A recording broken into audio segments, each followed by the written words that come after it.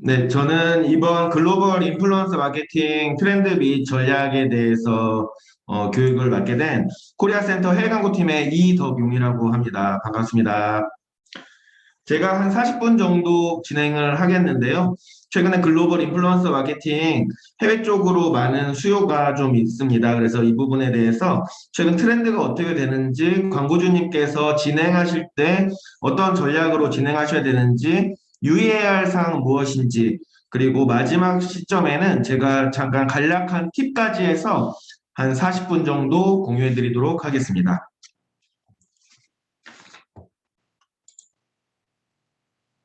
네, 인플루언서 마케팅이란 다들 잘 알고 계실 텐데요. 이제 브랜드가 어떤 상품이나 서비스나 프로모션 등의 어떤 다양한 정보를 1인 크리에이티브를 통해서, 1인 크리에이터를 통해서 컨텐츠를 생산하고 확산시키는 그런 마케팅 기법이라고 할 수 있습니다.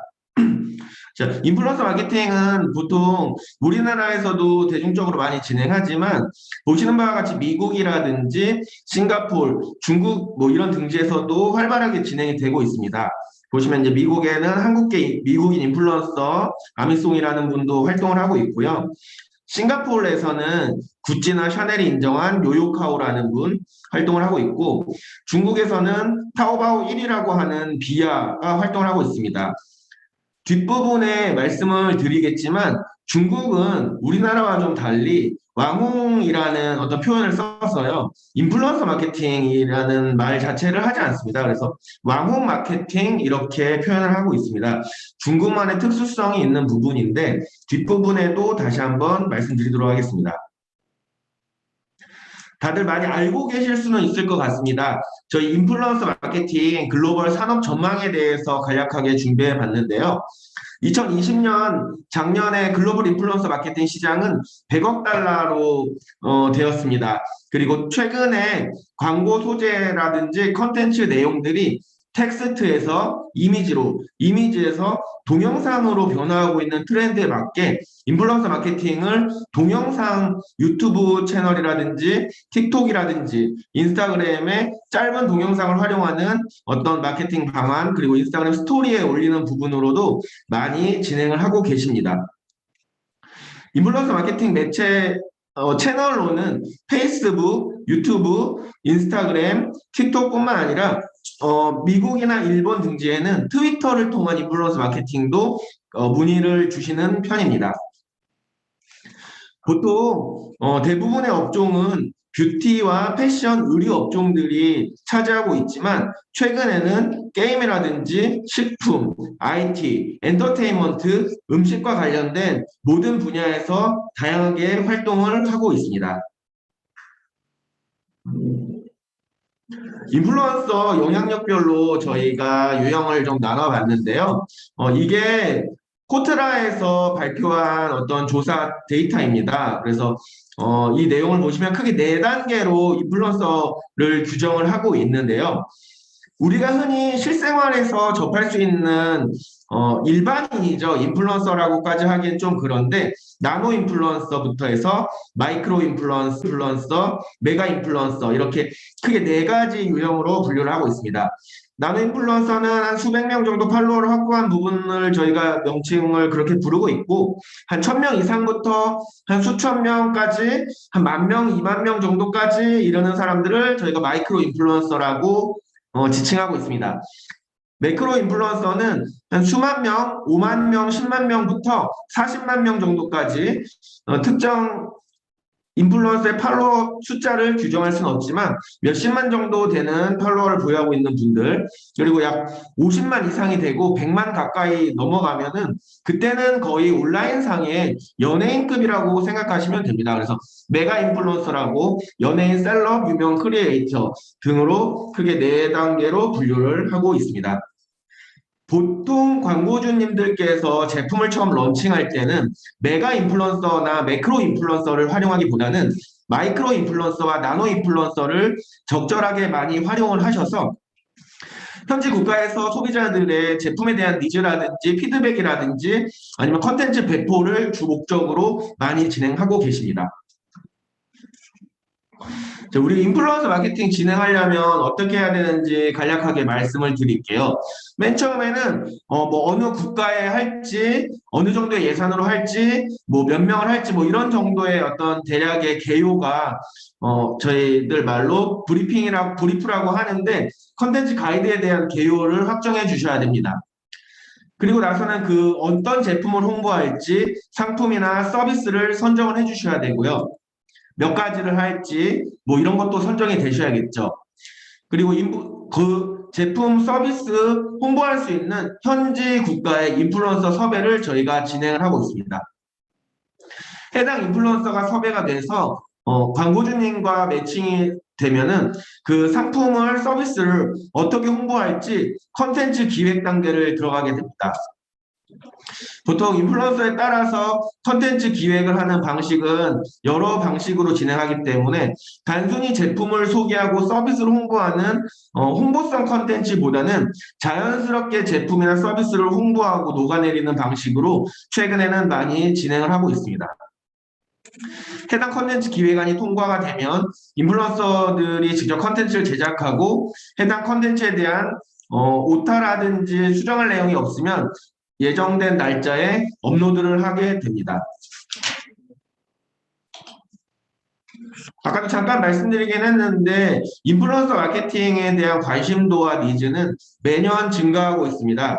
지금 저희가 2019년 8월까지 데이터를 말씀드리고는 있는데 최근에는 이것보다 더 급속도로 인플루언서 마케팅에 대한 수요가 저희들에게 요청하는 부분도 상당히 많아지고 있습니다. 그래서 구글 트렌드에 인플루언서 마케팅, 뭐 인스타그램 인플루언서, 뭐 인플루언서 플랫폼 이런 식의 검색을 하게 되면 해당 키워드의 쿼리 수에 대해서 이렇게 그래프로 확인하실 수가 있는데 최근 3, 4년 전부터 최근 1, 2년까지는 상당히 인플루언서 마케팅에 대한 관심도가 많이 올라가고 있는 것을 확인하실 수 있습니다. 그런데 저희가 여기서 인플루언서 마케팅을 처음 하시는 분들은 단순히 팔로워 수로, 구독자 수로 이분들의 어떤 재량, 능력을 좀 평가하시는 것 같아서 좀 많이 안타깝습니다.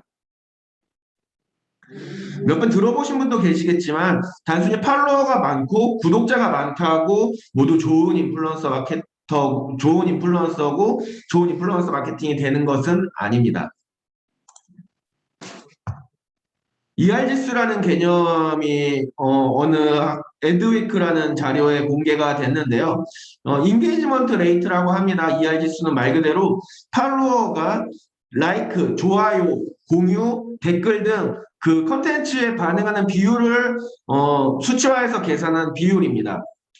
그래서 상식적으로 저희가 생각했을 때는 메가 인플루언서는 팔로워와 개인적으로 소통하기 어렵다는 부분이 좀 있고 그래서 ER지수는 오히려 1000명, 10,000명 이하의 마이크로 나노 인플루언서들의 비율이 훨씬 더 높다고 생각하시면 됩니다.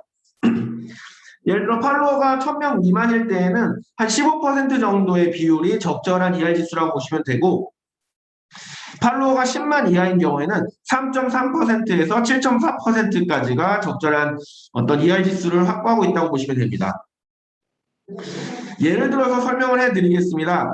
1000명의 팔로워의 어떤 댓글 수와 공유하기, 좋아요 수가 예를 들어서 뭐 70명이 댓글과 좋아요와 공유하기를 했던 분이 있고 10,000명의 팔로워가 있는데 한 200명 정도가 댓글 남기거나 좋아요하거나 공유한 적이 있다고 가정합시다.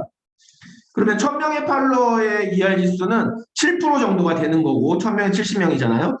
10,000명 팔로워의 ER지수는 약 2% 정도가 되는 겁니다. 해당 내용으로 본다면 10,000명의 팔로워를 보유하고 있는 인플루언서가 우리에게 더 적절한 것처럼 보이지만 실제로 고객과 팔로워와 소통하고 ER지수가 비율이 더 높은 인플루언서는 1000명의 팔로워를 보유한 인플루언서가 더 우리에게 더 경제적으로 효과적으로 될 수 있다고 저는 생각하고 있습니다. 자, 인플루언서 마케팅은 어떻게 진행하면 좋을까요? 맨 처음에는 아까도 말씀드렸지만 인플루언서 매칭 단계에서부터 우리 브랜드에 적합한 인플루언서를 잘 발굴하셔야 됩니다. 이 인플루언서가 우리 브랜드의 제품을 사용했었을 수도 있고 우리 브랜드의 팬인지 그리고 우리 식품이라든지 어떤 음식과 관련된 컨텐츠 제작 경험이 있는지 그리고 이런 팔로워들이 내가 타겟하고자 하는 고객층과 유사한지 그리고 경쟁 브랜드를 언급하거나 이런 적은 혹시 없는지 뭐 이런 것들에 대해서 대략적으로 파악을 해야 되는데 광고주님께서 이것들을 다 파악하기란 쉽지 않습니다. 그래서 저희 같은 에이전시가 이런 어떤 효과적으로 잘 매칭하는 데 도움을 드리고 있습니다. 그래서 브랜드에 적합한 인플루언서들을 통해서 진정성 있는 컨텐츠를 공유하는 것이 중요하다 하겠습니다. 이 부분은 상당히 중요한 내용입니다. 인플루언서는 본인의 팔로워를 제일 많이 잘 알고 있고 자기 채널에서 추구하는 이미지를 제일 잘 알고 있기 때문에 이것과 상반되거나 너무 광고성이 짙은 컨텐츠는 지양하고 있습니다. 광고주님께서 원하는 대로 컨텐츠가 나오지 않을 수 있다는 말입니다. 그래서 인플루언서 컨텐츠는 인플루언서에게 맡겨주시는 것이 큰 틀에서 벗어나지 않는 한 가장 좋은 결과를 나타낼 수 있다고 생각합니다.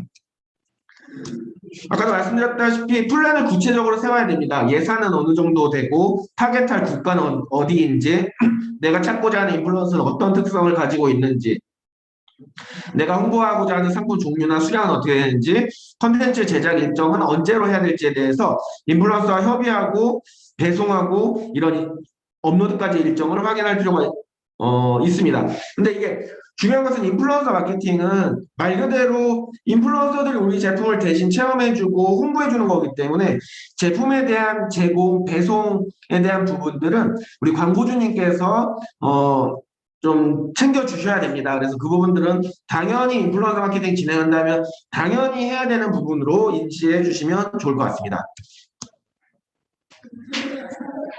저희가 인플루언서 마케팅 하고 싶다는 문의는 많이 받는데 안타까운 부분이 가끔 있습니다. 이 광고주님께서 특정 온라인 쇼핑몰을 구비하고 있지 않으시거나 현재 쇼피라든지 라쿠텐이라든지 큐텐이라든지 이런 오픈마켓에도 없다거나 현재 오프라인 매장도 없다거나 뭐 총판도 없다거나 뭔가 채널이 없으면 인플루언서 마케팅을 홍보하고 그분들이 어디서 구매할지를 망설이게 됩니다. 그래서 특정 채널을 판매 채널을 꼭 구축하셔야 됩니다. 그래서 현재 오픈마켓에 입점하시거나 온라인 현지 쇼핑몰을 가지고 계시거나 아니면 현지 매장을 보유하고 계시거나 이런 채널이 꼭 있어야 됩니다. 만약 이것도 아니면 현지 언어로 된 인스타그램 계정이라도 최소한 가지고 있으셔야 고객들이 해당 제품을 문의할 때 연결 통로가 될 수 있다는 점 유의해 주시면 좋겠습니다. 유튜브 같은 경우도 그렇고 틱톡도 뭐 마찬가지고 인스타그램도 마찬가지겠지만 해시태그를 통해서 저희의 제품의 특성, 서비스의 특성을 가장 잘 나타낼 수 있기 때문에 브랜드를 잘 나타낼 수 있는 키워드라든지 문구에 대해서 잘 조율하셔야 됩니다. 자사몰의 URL을 표기한다든지 쇼피에서 어떤 것을 검색하라는 식으로 영어로 해시태그를 잡고 가셔도 되고 우리 제품을 모델이 사용하셨다면 그럼 모델을 언급하는 것도 괜찮을 것 같습니다. 제품의 특징을 타사와 다른 고유의 어떤 특징으로 잘 활용하시는 부분이 나중에 해당 컨텐츠를 해시태그를 검색했을 때 컨텐츠가 많이 확인되실 수 있는 부분으로 중요한 부분이다 하겠습니다. 인플루언서 마케팅 진행하는데 크게 5가지 형태가 있는데요. 이 부분은 사실 어느 문서에도 어느 제안서나 서류에도 나와 있지 않은 내용이고요. 저희가 자체적으로 진행하면서 크게 5가지 형태가 있다는 것을 정리한 내용입니다. 먼저 제품 체험 형태가 있고요. 가장 대중적인 형태입니다. 두 번째로는 중국에서 좀 많이 흥행하고 있는데 요즘에는 중국뿐만 아니라 미국의 아마존도 그렇고 우리나라 네이버 쇼핑 라이브도 그렇고 동남아시아 쪽의 쇼피도 그렇고 실시간 생방송 형태의 라방, 일명 라방이라고 합니다. 라이브 방송 형태에 진행하기도 합니다. 세 번째로는 팸투어형이 있습니다. 여행 좋아하시는 분은 팸투어가 무슨 뜻인지 아실 겁니다. 좋아하는 여행지를 계속 찍고 다니고 투어하는 형태로 그렇게 운영하는 인플루언서 마케팅이고요. 그리고 잘 진행은 안 하지만 어쩔 수 없는 경우에 진행하는 기자단 형태, 콜라보레이션 형태가 있습니다. 먼저 제품 체험형입니다. 대부분의 인플루언서 마케팅을 준비하신다면 제품 체험 형태로 진행하시는 걸로 알고 있습니다. 광고주의 제품을 인플루언서가 체험하면서 직접 컨텐츠를 만들고 동영상이나 이미지 등의 형태로 인플루언서 채널에 업로드하는 방식입니다. 그래서 제품을 체험하고 리뷰 형태로 진행하는 방식이기 때문에 상당히 많이 진행하는 방식이고, 특히나 뷰티나 식품이나 패션 업종에서 많이 활용하고 있는 방식입니다. 실시간 생방송 형태는 최근에는 중국뿐만 아니라 미국이나 동남아, 일본 전역에서도 이런 라이브 방송 형태로 특정 시간에 할인 쿠폰이라든지 프로모션을 같이 해서 특정 시간에 판매량을 극대화하는 방식으로 그렇게 진행합니다. 아마 오늘 관군제, 중국의 관군제가 진행이 되고요. 그리고 블랙 프라이데이가 한 2주 정도 뒤에 진행이 됩니다. 이럴 때 아마 실시간 생방송 형태로 제한 시간 내에 매출을 극대화하기 위한 어떤 마케팅이 활성화할 것으로 보입니다. 펜토 형태인데요. 이 부분은 현재 오프라인 매장을 가지고 계시거나 판매 대리점을 가지고 계신 경우, 또는 해외 오프라인 박람회를 하시는 경우에 주로 사용하시는 방식입니다. 광고주님의 제품과 매장이나 서비스를 돌아다니면서 제품 자체를 홍보하는 방식이라고 보시면 됩니다. 간혹 반도체를 제조하는 회사라거나 아니면 교육 서비스를 어플로 제공하는 회사, 사업체, 그리고 고가의 제품을 취급하시는 어떤 광고주님이 계십니다. 해당 제품들을 인플루언서들이 체험하거나 인플루언서들에게 제공하는 부분이 어렵다 보니까 인플루언서 마케팅을 진행하고 싶은데 제품 자체는 제공을 할 수 없어도 이분들에게 뭔가 원고료 형태로, 기사 형태로 뭔가 컨텐츠를 미리 제공해주고 그 내용을 인플루언서들이 올리는 형태로도 진행을 합니다. 그래서 말씀드렸던 서비스 체험이 불가능한 제품, 고가 제품, 온라인 교육 어플로 활용하는 제품, 뭐 이런 것들을 주로 기자단 형태로 진행을 합니다. 마지막 형태입니다. 콜라보레이션형인데요. 거의 한 2년 전쯤만 해도, 1년 전쯤만 해도 중국의 왕홍들이 지금 코로나로 방문이 좀 어렵지만 우리나라 현지 브랜드 어떤 쇼케이스 같은 데 와서 브랜드와 같이 제품 콜라보하면서 방송하는 형태로 진행한 적이 있습니다. 그리고 뭐 일본도 그렇고 우리나라도 그렇긴 한데, 게임하는 업종, 게임 취급하는 광고주분들께서 유명 게이머라든지 게임 대회 같은 걸 열어서 게임 자체를 홍보하는 방식으로도 인플루언서 마케팅을 진행하기도 합니다. 반대로 우리나라 브랜드가 인플루언서가 있는 현지 나라로 가서 하는 경우도 있습니다. 인플루언서 마케팅으로 저희가 기대할 수 있는 효과로는 한 5가지 정도가 있습니다. 가장 중요한 거는 인플루언서 마케팅은 판매와 직접적으로 연관되지는 않다 보니까 최근에는 물론 라이브 방송이나 쿠폰을 제공한다든가 링크를 연동한다든가 해서 많이 발전은 됐지만, 결과적으로 해당 영상과 컨텐츠와 이미지를 보는 소비자들에게 우리 브랜드를 사전에 알리는 역할을 충분히 할 수 있다고 생각이 합니다. 그리고 우리 브랜드의 입이 아니라 일반 소비자나 다른 사람들의 입을 빌려서 홍보를 하기 때문에 소비자들의 신뢰도도 상당히 올라가는 부분이 있습니다. 해당 컨텐츠를 통해서 자발적으로 컨텐츠가 확산되거나 소비자들이 이 컨텐츠에 반응하면서 참여를 유도하는 어떤 효과도 거둘 수 있고, 해당 인플루언서 마케팅 컨텐츠 이미지나 동영상을 2차 마케팅으로 재활용해서 상품 페이지에 등록한다든가 제품 어떤 소개란에 등록한다든가 광고로 활용한다든가 이런 재활용할 수 있는 컨텐츠 2차 활용을 할 수 있는 부분으로 많이 진행하십니다. 잠깐 중국의 사례를 좀 말씀드릴게요. 인플루언서라는 표현을 안 하고 왕홍이라는 표현을 합니다. 그래서 중국에는 커머스 왕홍이나 컨텐츠 왕홍 이렇게 분류를 하는데, 보통 이 왕홍들이 티머리든 타오바오든 본인의 계정이, 본인의 상점이 있습니다. 그러다 보니까 광고주님의 제품을 동시에 본인 계정에 올려서 판매될 때 수수료도 취하는 방식으로도 진행을 하고, 순수의 어떤 컨텐츠만을 위해서 인플루언서 왕홍이 활동을 하기도 합니다. 그리고 콜라보레이션 형태로 진행하기도 하고 그렇게 진행을 합니다. 중국에 보면은 생방송 시장 규모가 어마어마합니다. 저희 국내랑 비교가 되지 않을 정도로 2020년에 하나로 약 1,470억 상당으로 많이 성장이 됐고요. 거의 2017년에 한 3배 정도 수준입니다. 중국은 뒤에 말씀드리겠지만 온라인 생방송 이용자 수가 약 5억 명이 넘는다고 합니다.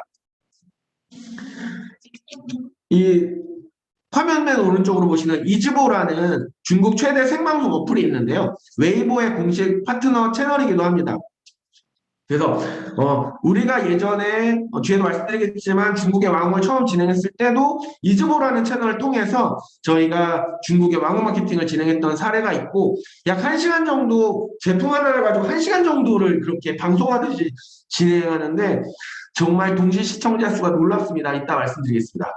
그래서 웨이보나 메이파이, 샤오홍슈, 이즈보 같은 채널을 통해서 중국은 인플루언서 마케팅이라는 표현을 안 하고 자국만의 어떤 별도의 시스템을 구축해서 운영하고 있습니다. 한 번씩 들어보실 만한 어떤 채널이라고 생각이 됩니다.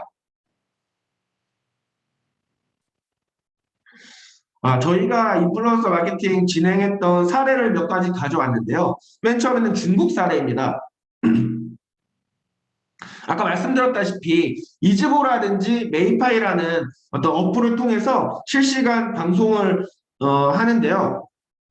국내 왕홍을 초청해서 콜라보레이션 형태로 진행을 한 경우입니다. 그래서 왼쪽에는 아까 말씀드렸던 그 비누 광고주가 1시간 정도 이즈보라는 어플을 통해서 이렇게 진행했던 사례고, 오른쪽 상단에 있는 광고가 중국에 있는 왕홍을 우리나라에 모셔와서 광고주의 제품을 이렇게 실제로 해당 사무실에서 쇼케이스해서 홍보하는 사례가 있었습니다.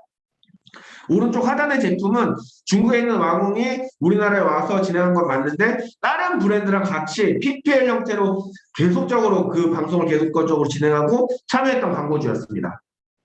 그래서 이 중국 쪽에 그때 왕홍 마케팅을 저희가 처음 했을 때 가장 실수가 중국 소비자들이 이 제품을 사고 싶은데 어떻게 해야 되냐고 물어보면 그때 당시에 회사 홈페이지밖에 없다 보니까 판매 채널이 구축이 안 돼 있었습니다. 그래서 저희가 했던 방식이 광고주의 위챗 아이디를 인플루언서에게 왕홍에게 전달을 해서 A4 용지로 그냥 그 위챗 아이디를 공유하는 형태로 해서 그때 당시 상당히 문의가 많이 들어왔던 경험이 있습니다. 그래서 최소한 이렇게 채널을 구축하셔야 되고, 그것도 안 되면 뭔가 상담할 수 있는 통로 정도는 갖고 계셔야 되는데 그것도 안 되면 진짜 현지 언어로 된 인스타그램 페이지라도 계정이라도 하나 있으셔야 된다고 말씀드리겠습니다.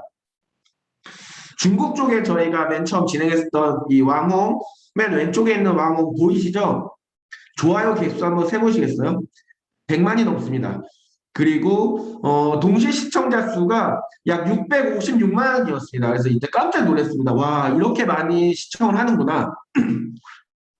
그리고 오른쪽 하단에 있는 이분이 진행했을 때도 좋아요 수가 50만이 넘었고 동시 시청자 수가 약 1000만 명이 넘었던 그런 사례를 저희가 진행했었습니다. 자, 두 번째로 영어권 사례인데요. 이 뷰티 브랜드였습니다.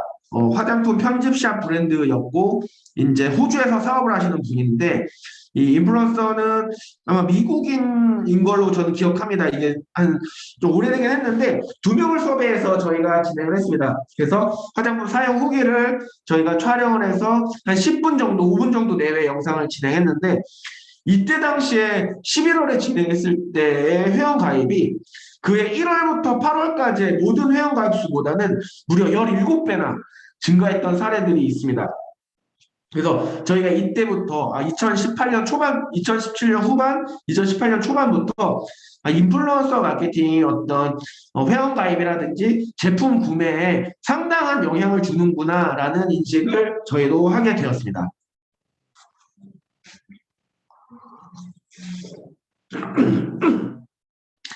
많이들 궁금해하실 동남아 쪽 사례입니다. 저희가 거의 태국이랑 대만 쪽에 연예인급을 섭외해서 진행을 했는데요. 이때 당시에는 광고주께서 대만의 오프라인 박람회도 진행을 하고 있었습니다. 그리고 해당 브랜드를 구매하려면 총판 해당 매장, 오프라인 매장 꼭 그 매장에만 가야만 살 수 있습니다. 그러다 보니까 우리가 온라인으로 인플루언서 마케팅을 하면서도 이렇게 보시는 바와 같이 해당 브랜드명과 오프라인 매장으로 방문을 유도하고 현지 박람회까지도 홍보하는 식으로 이렇게 진행됐던 부분입니다. 그래서 선글라스를 취급하시는 광고주였고요. 이때 당시 좋아요가 약 5만 9천 그리고 댓글도 325건. 아까 말씀드린 ER 지수만큼 수준의 비율로 이렇게 진행이 됐던 사례가 있습니다.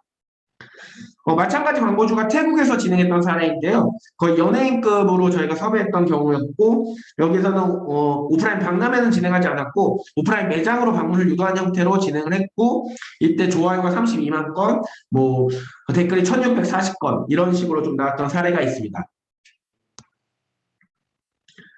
동남아시아가 국가별로 인스타그램과 페이스북의 사용 현황이 사용률이 조금씩은 다르다 보니까 해당 국가에서 잘 많이 활용하고 있고 좀 마케팅으로 도움이 되는 채널에 광고하시는 것을 추천드립니다.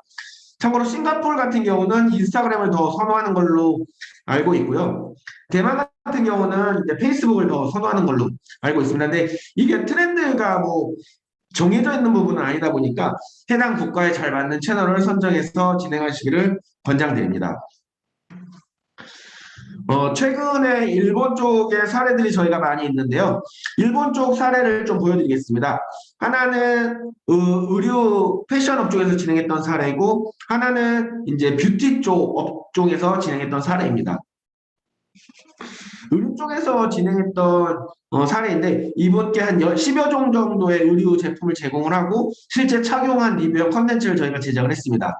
보시면 아시겠지만 이렇게 모델명이랑 의류 제품의 모델명, 뭐 BS3353 이런 식으로 모델명과 실제 그 의류가 판매되는 판매급까지 동시에 이렇게 소개를 해주시면서 컨텐츠 업로드 후에 2주 동안의 매출이 그 전주 2주보다 약 220%, 2배 이상 증가했던 사례가 있고 회원가입이 83% 증가했던 사례가 있습니다.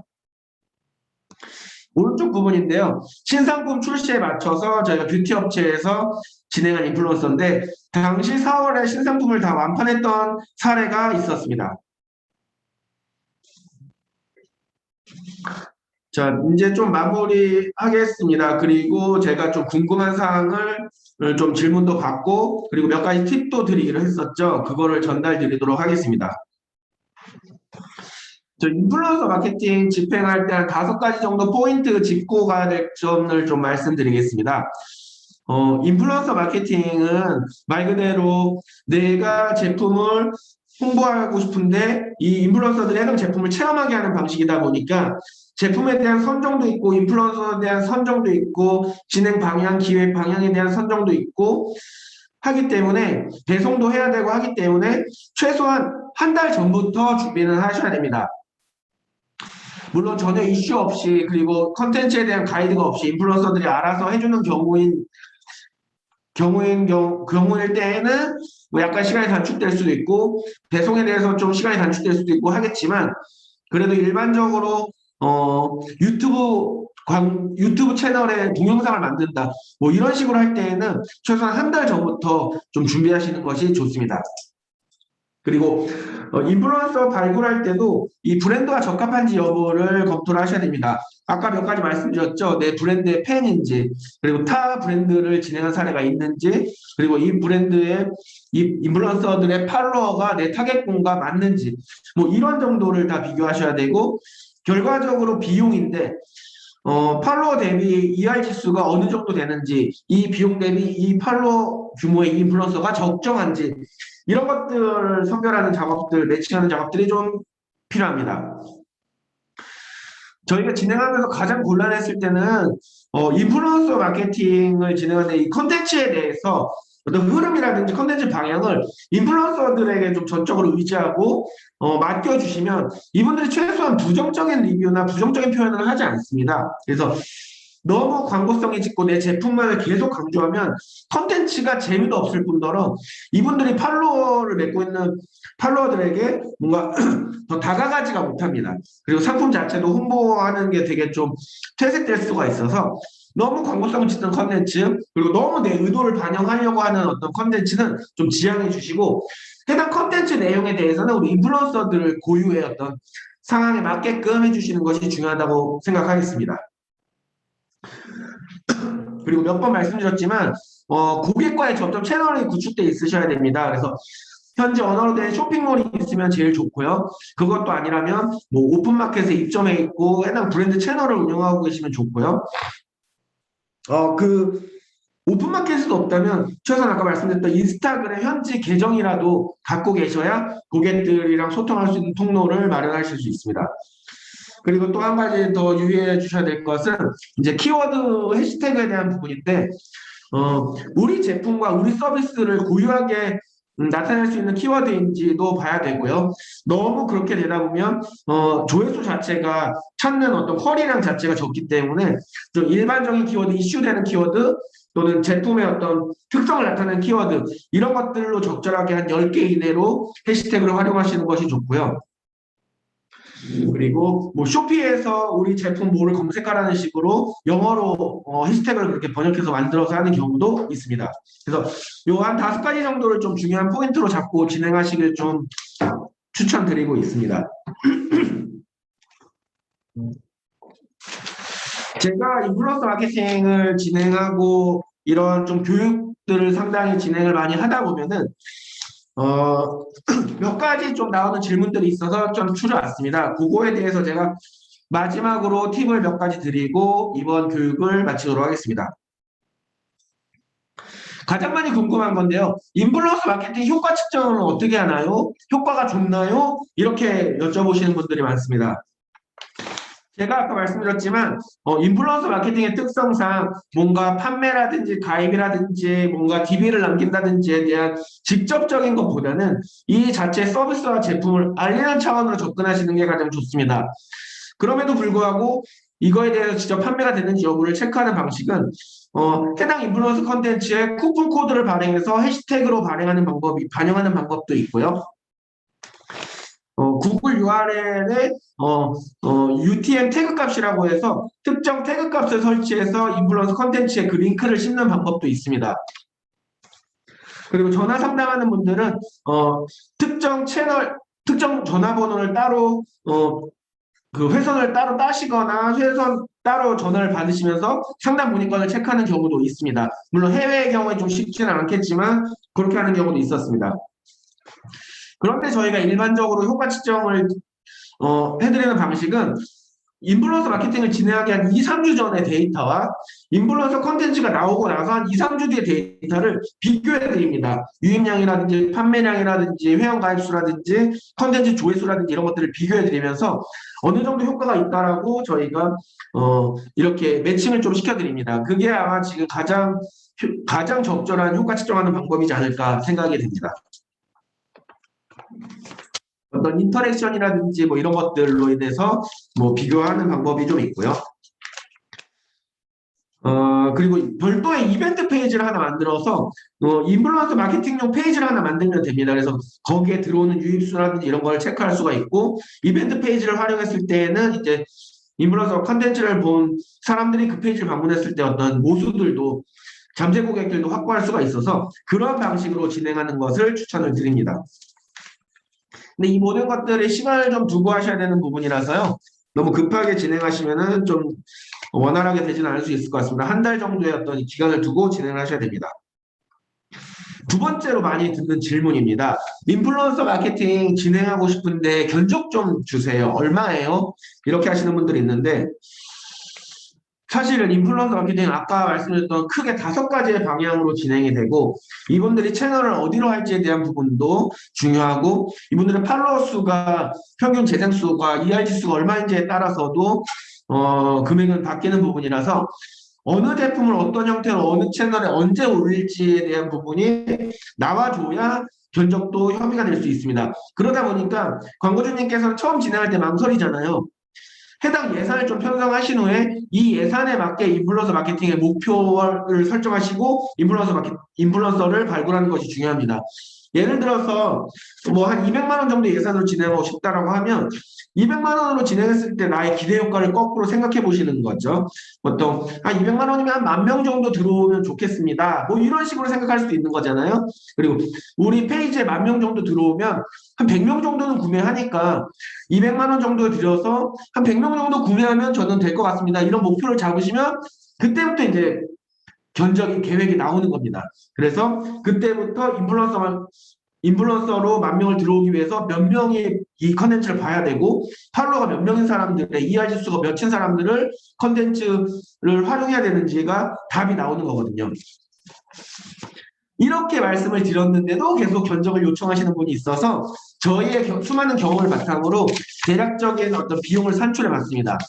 뭐 어디에서도 나와 있는 데이터는 아니고요. 저희 레퍼런스를 바탕으로 일반적으로 이런 어떤 가이드가 된다라는 정도로 이해해 주시면 될 것 같습니다.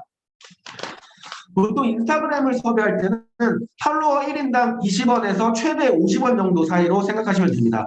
예를 들어서 팔로워가 10,000명이라고 하면 20만 원인가요? 제가 계산이 빨리 안 되는데 아마 예, 그렇게 되는 것 같습니다. 네, 팔로워가 10,000명이라고 한다면 한 20만 원에서 최대한 40만 원 정도까지 진행하신다고 보시면 될 것 같습니다. 근데 이거는 법칙은 아닙니다. 인플루언서에 따라서 더 비싼 비용을 요구하는 경우도 있고 비용을 안 받고 하는 경우도 있고 더 적은 비용으로 하는 경우도 있기 때문에 그냥 기본적인 어떤 저희들의 어떤 레퍼런스를 통한 경험이라고 생각하시면 될 것 같습니다. 구글 같은 경우는 구독자 한 명당 100원 정도에서 한 150원 정도 사이면 좀 충분할 것 같습니다. 그래서 그렇게 좀 생각해 주시면 되고요.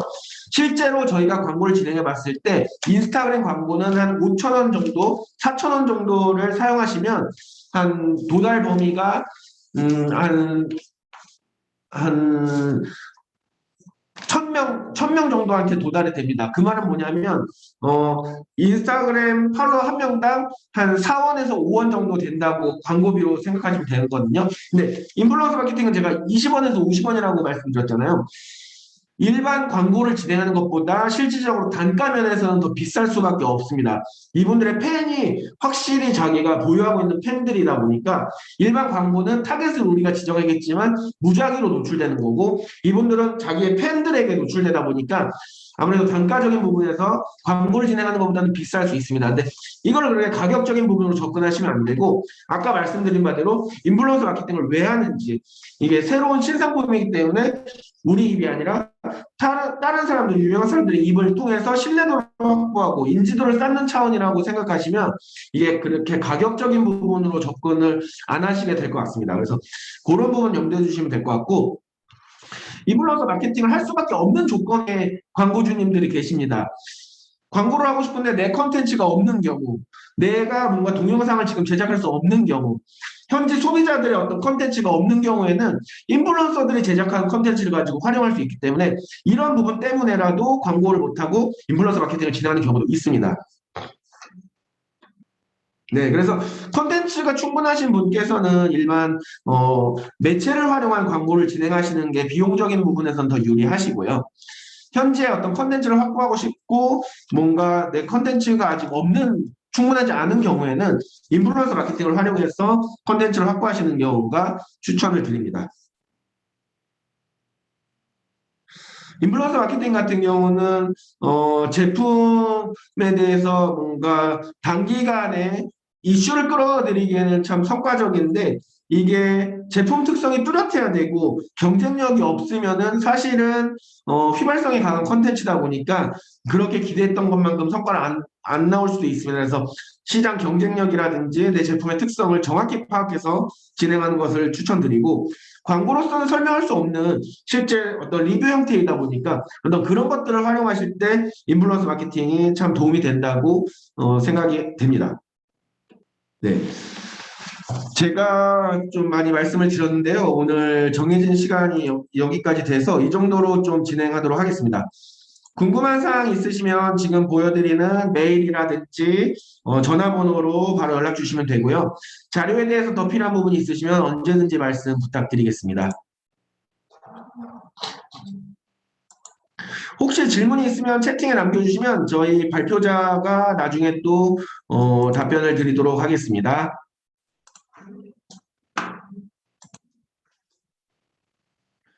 그럼 제 교육은 여기서 마치도록 하고요. 한 1분 정도 뒤에 저희가 페이스북 광고에 대한 어떤 기초부터 실전까지 실제 세팅해서 운영하는 방안까지 진행을 하도록 하겠습니다.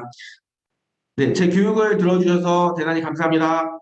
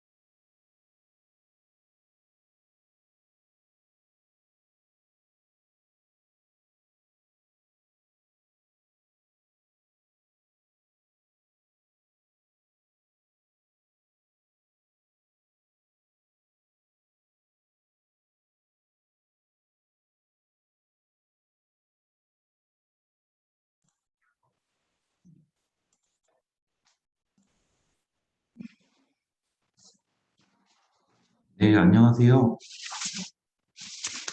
방금 저희 이제 이덕용 차장님께서 진행하신 인플루언서 마케팅에 대한 교육에 이어서 페이스북, 인스타그램 해외 광고 기초부터 국어까지 실전 활용 방안 교육을 진행할 코리아 센터 해외 광고팀의 박준홍이라고 합니다.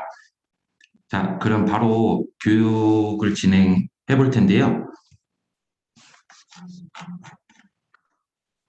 우선 간단하게 먼저 아젠다 설명을 드리자면 총 5개의 파트로 나누어서 진행이 되고요. 페이스북 글로벌 사용 현황이나 특성, 뭐 광고 전략, 그리고 이제 광고하는 법과 이제 광고 사례, 그리고 이제 페이스북 협력 광고란 무엇인지에 대한 소개 파트로 진행하도록 하겠습니다.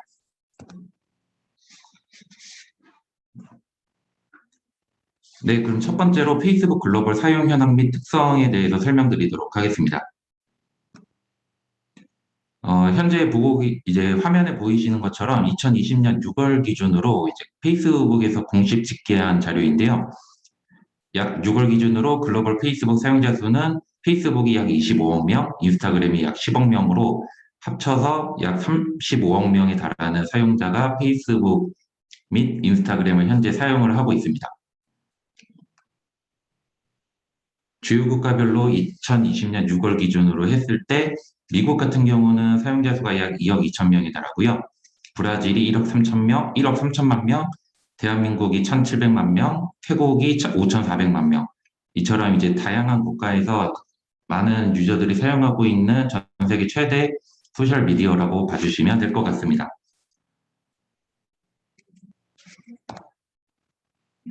자, 그러면 이런 페이스북과 인스타그램으로 광고는 도대체 어떻게 진행이 되는지 지금부터 설명드리도록 하겠습니다. 네, 해외 페이스북 광고 전략이고요. 그런데 이거 제가 이제 전략을 먼저 설명드리기에 앞서서 좀 반드시 짚고 넘어가야 되는 점이 있어서 일단 그거 먼저 설명드리고 넘어가도록 하겠습니다. 지금 화면에 보이시는 것처럼, 아이고, 죄송합니다.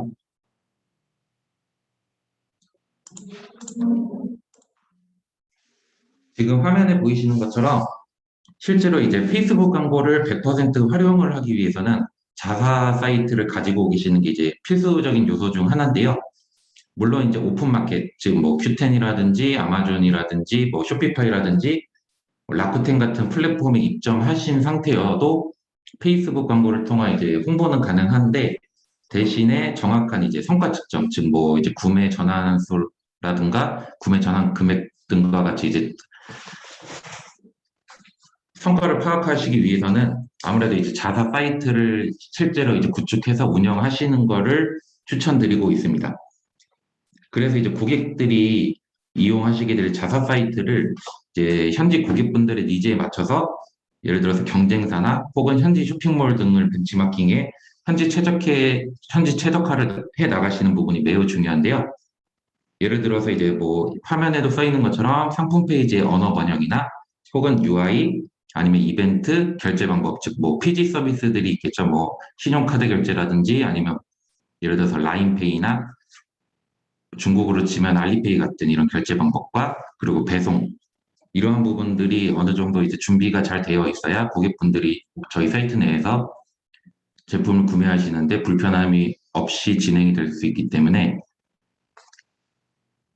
처음으로 이제 해외 쪽으로 뭔가 광고를 진행하시는 경우에는 이런 부분을 항상 추천을 드리고 있습니다.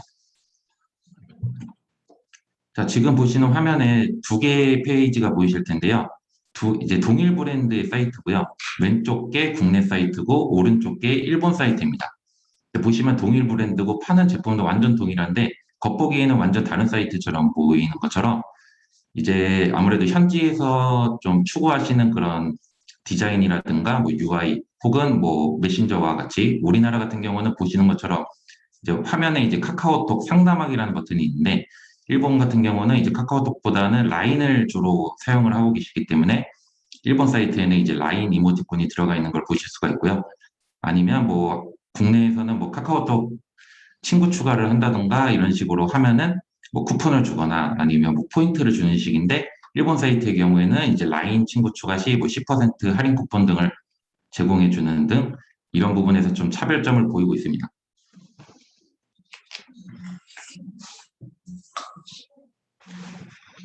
그리고 또 하나 이제 추천을 좀 드리고 싶은 게 타겟 국가의 주요 SNS 이제 공식 채널을 공식 계정을 운영하시는 거를 추천을 드리고요.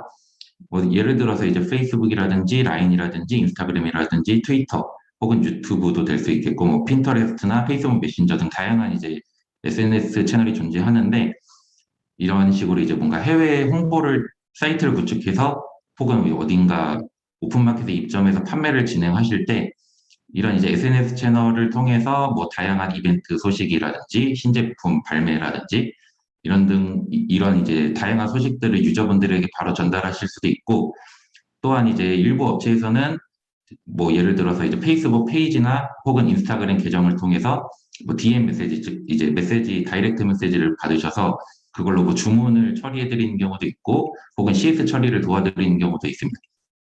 그래서 이제 이게 단순히 그냥 홍보하는 영역을 떠나서 유저와 회사 간의 일종의 이제 소통할 수 있는 창구의 역할을 하기 때문에 만약에 이제 여력이 되신다면 이런 SNS 공식 계정을 각 국가에서 이제 제일 많이 사용하시는 SNS 채널 중에 선택을 하셔서 운영해 보시는 것도 추천을 드립니다. 자, 그렇다면 이제 해외 페이스북 광고 전략은 어떻게 수립하면 될지 설명드리도록 하겠습니다. 그 전에 자, 일단 좀 예를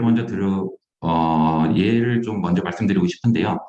여기 화면에 보이는 것처럼 한국에서 의류 쇼핑몰을 운영하는 A씨라는 분이 있습니다. 이분이 이제 미국에 광고를 하고 싶은데 때마침 우리나라의 계절은 겨울이거든요. 근데 겨울이면 당연히 이제 판매하고 계신 제품은 뭐 패딩이나 코트처럼 이제 이런 아우터류나 혹은 뭐 니트처럼 이제 좀 두꺼운 재질을 가진 제품일 텐데 자, 그럼 만약에 이분 A씨가 미국에 광고를 집행하실 때 이 드넓은 미국 지역에 어디에 광고를 노출을 해야 될까요?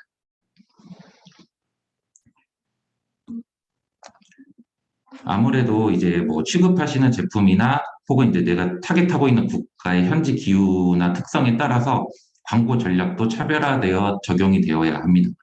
지금 화면에 보이는 것처럼 미국 서부 지역의 경우에는 뭐 샌프란시스코나 라스베가스, LA 같은 지역은 겨울에도 10도에서 20도 정도의 따뜻한 기후를 보이고 있고요. 그에 반해 미국 동부 지역, 뭐 뉴욕이나 워싱턴 DC 같은 지역은 겨울에는 이제 영하권에 들어가고 한국 기후가 이제 흡사한 특성을 보이고 있기 때문에 예를 들어서 내가 이제 미국의 겨울 제품을 팔아야 된다라고 가정을 하면은 이런 이제 제품의 수요가 있는 미국 동부 지역에 집중적으로 광고를 타겟팅해서 노출하시는 것이 아무래도 여러모로 성과적인 측면에서도 좋을 것이라고 판단이 됩니다. 이제 해외 광고를 진행하실 때 사용하실 수 있는 예산은 아무래도 제한적이기 때문에 이렇게 넓은 국토를 가지고 있고 많은 인구가 있는 국가를 타겟해서 진행하시는 경우에는 이렇게 지역을 좀 세분화해서 진행하는 경우도 있고요, 실제로. 그래서 이런 부분 꼭 참고해서 다음에 제가 이어서 설명드릴 이제 전략 수립에 좀 참고를 해주시면 감사하겠습니다.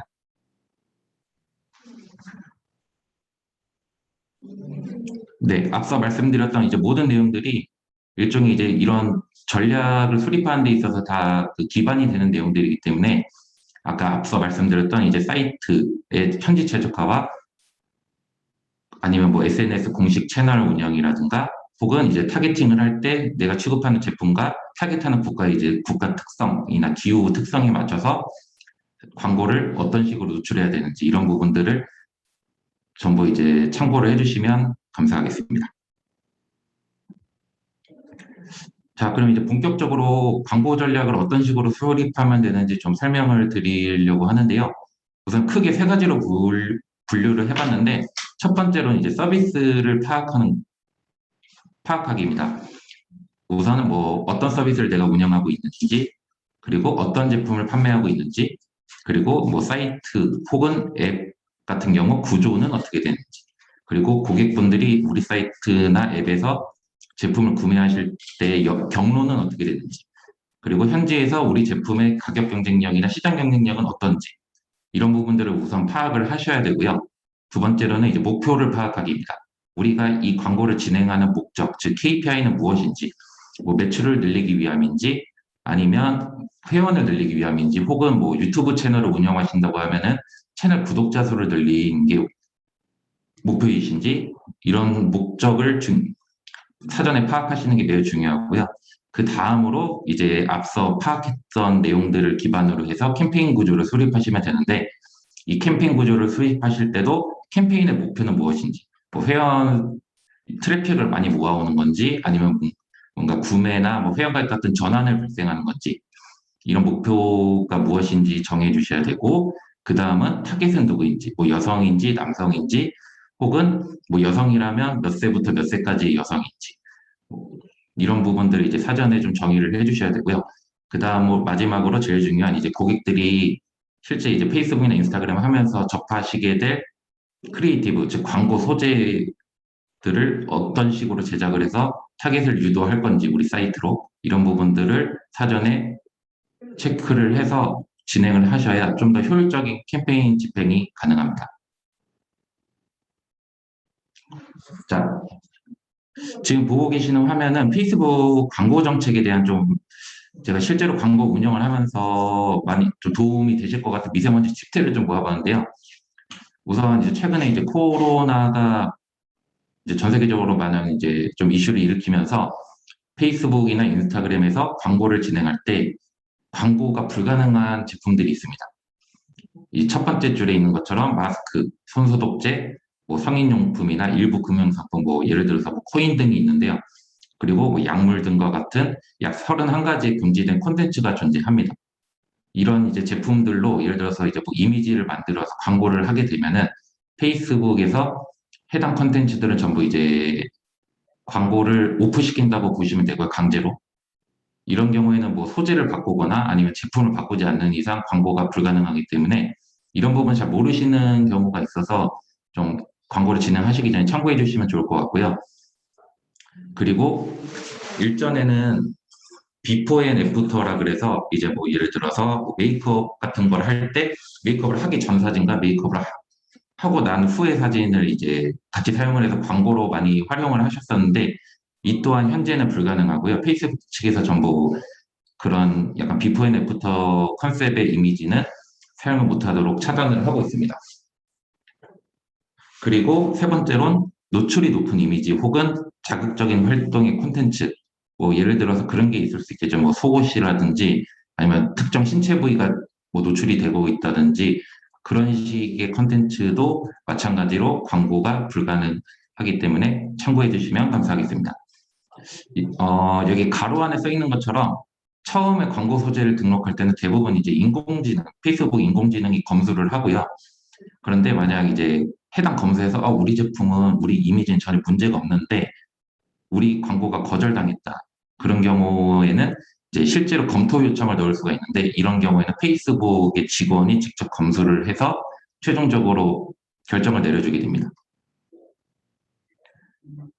네 번째입니다. 크리에이티브 제작 시에는 페이스북이나 인스타그램의 브랜드 디자인 또는 이제 색상을 변경하거나 그런 경우에도 마찬가지로 페널티를 받기 때문에 이런 부분 참고해 주시면 감사하겠고요. 그리고 이제 다섯 번째에 서 있는 페이스북 광고 정책 가이드는 실제 페이스북에서 제공하고 있는 공식 사이트 URL이고 해당 URL을 통해서 어떤 광고 정책들이 있고 제가 지금 말씀드린 부분 외에 뭐 안 되는 것들은 어떤 것들이 있는지 이런 부분들을 확인이 가능합니다. 자, 다음은 해외 타겟 페이스북 광고하는 법입니다. 먼저 이제 페이스북 광고를 전혀 해보신 경험이 없으신 분들이 계실 거라고 생각이 돼서 간단하게 좀 페이스북 광고는 어떤 건지 좀 설명을 드리려고 하는데요.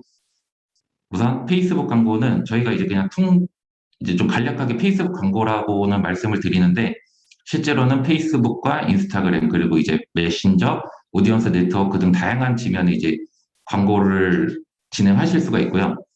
아실 수도 있겠지만 이제 페이스북에서 인스타그램을 인수를 하면서 이제 사실상 같은 회사에서 운영하는 플랫폼이기 때문에 이제 만약 내가 페이스북 광고를 진행한다고 하면은 페이스북에도 우리 광고를 노출할 수 있고 인스타그램에도 노출할 수가 있습니다.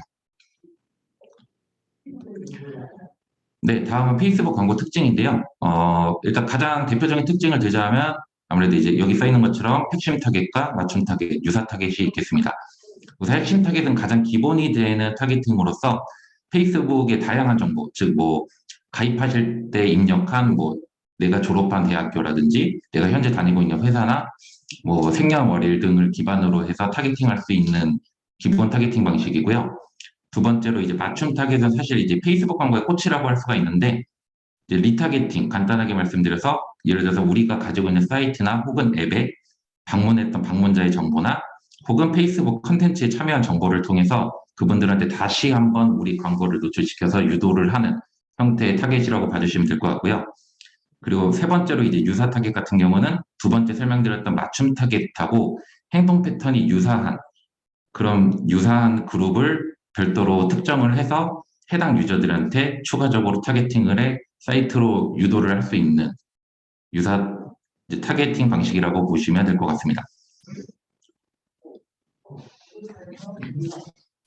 이처럼 다양한 이제 페이스북 내에서 다양한 행동 패턴을 가지고 있는 유저에게 광고 노출이 가능하고요. 지금 화면에 보이는 것처럼 뭐 최근 3개월 동안 100불 이상 지출한 사람이나 혹은 뭐 최근에 특정 국가에 여행을 다녀온 사람 혹은 무역업에 종사하는 사람 아니면 뭐 운동에 관심 있는 사람이라든지 아니면 광고를 좋아했거나 클릭한 사람 이런 다양한 패턴을 가지고 있는 유저분들에게 우리의 광고를 노출을 할 수가 있습니다.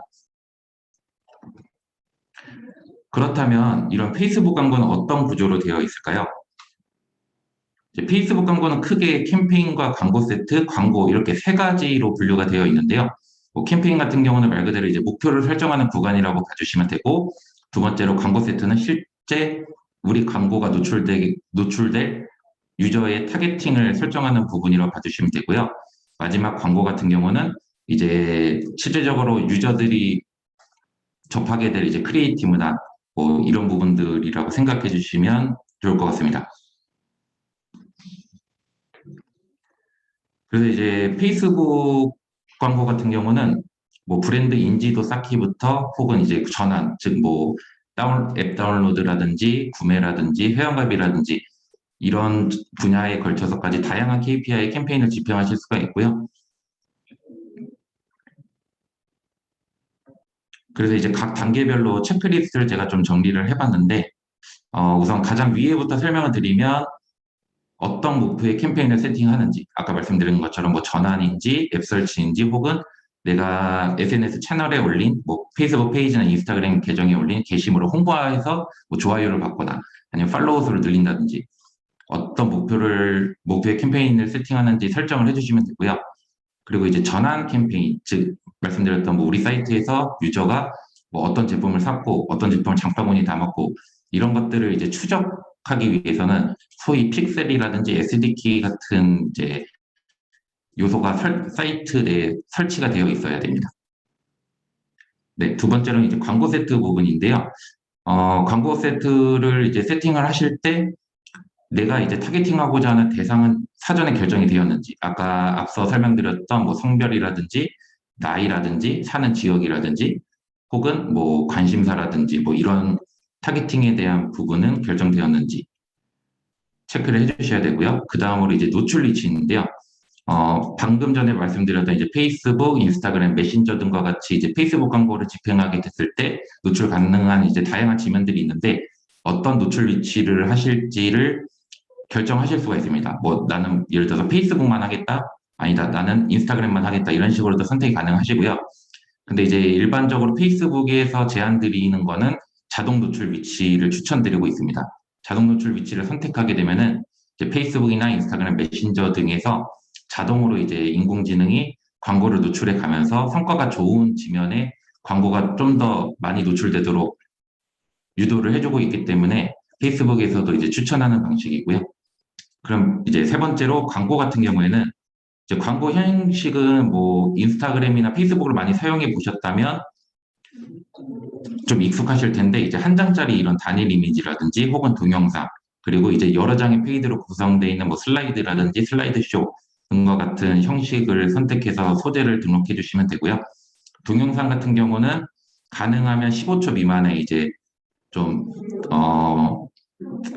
전달하고자 하는 메시지가 잘 드러나는 이제 이런 최적화 영상을 등록하시는 것을 추천을 드립니다.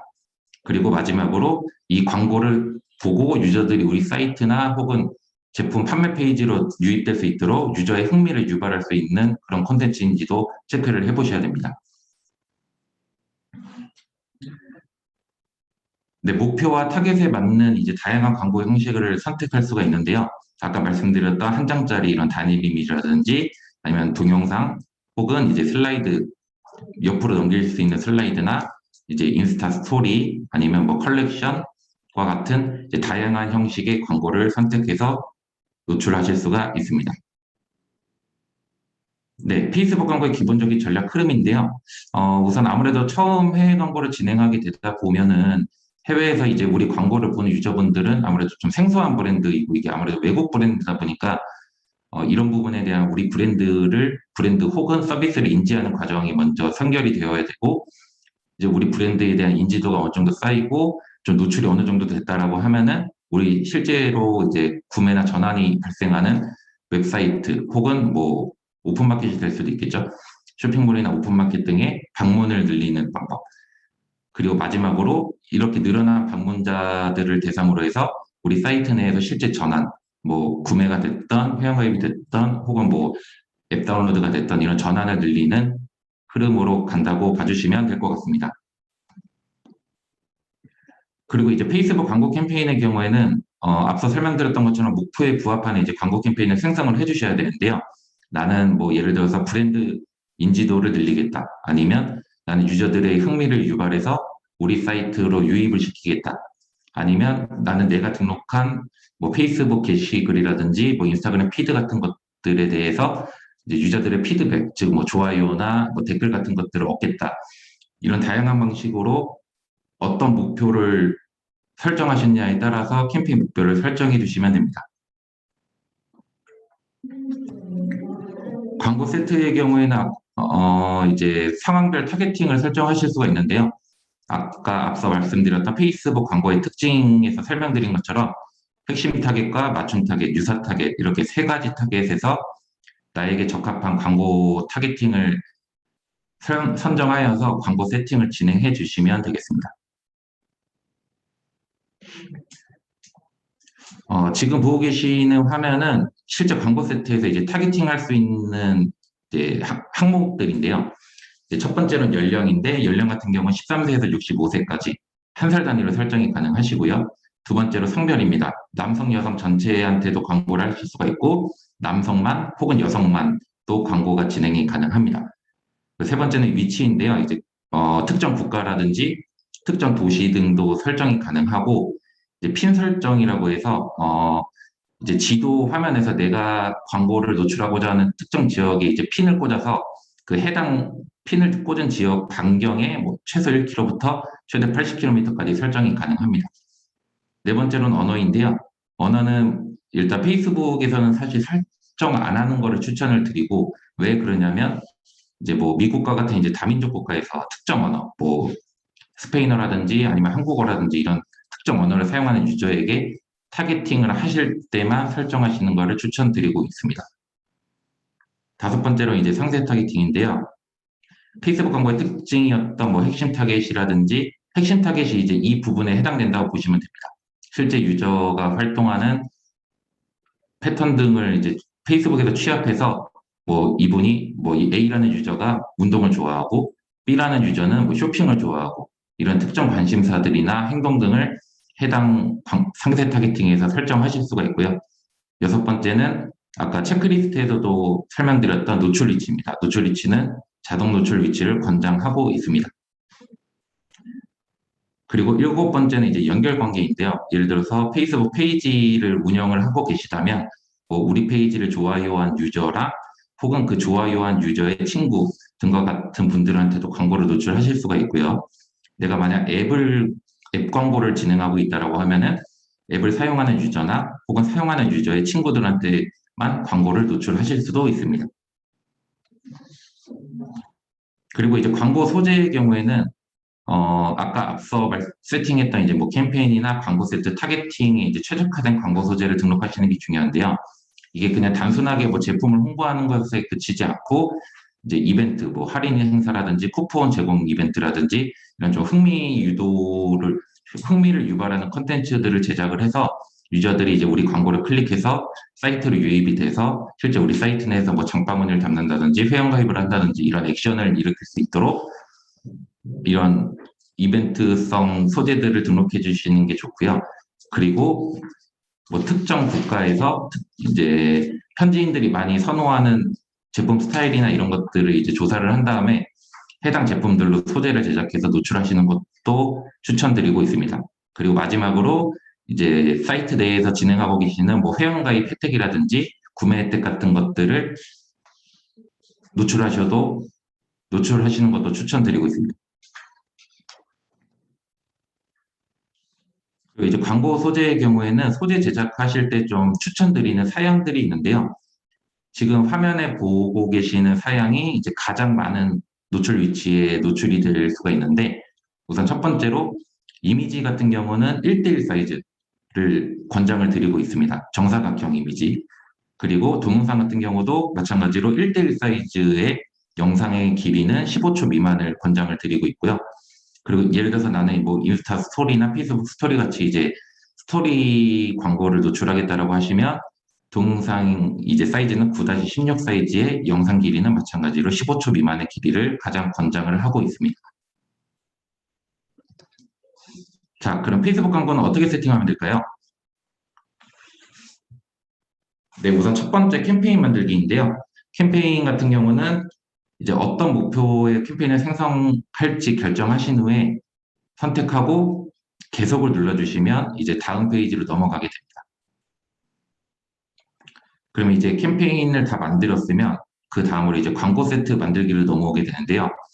이제 광고 세트 같은 경우는 아까 말씀드렸던 이제 타겟팅을 실질적으로 세팅하는 구간인데, 뭐 웹사이트라든지 혹은 앱이라든지 아니면 메신저나 뭐 마치 앱 같은 여기 빨간색 테두리 쳐져 있는 부분에서 내가 어디에 전환 이벤트 위치를 설정할 것인지 세팅을 해주시면 되고요.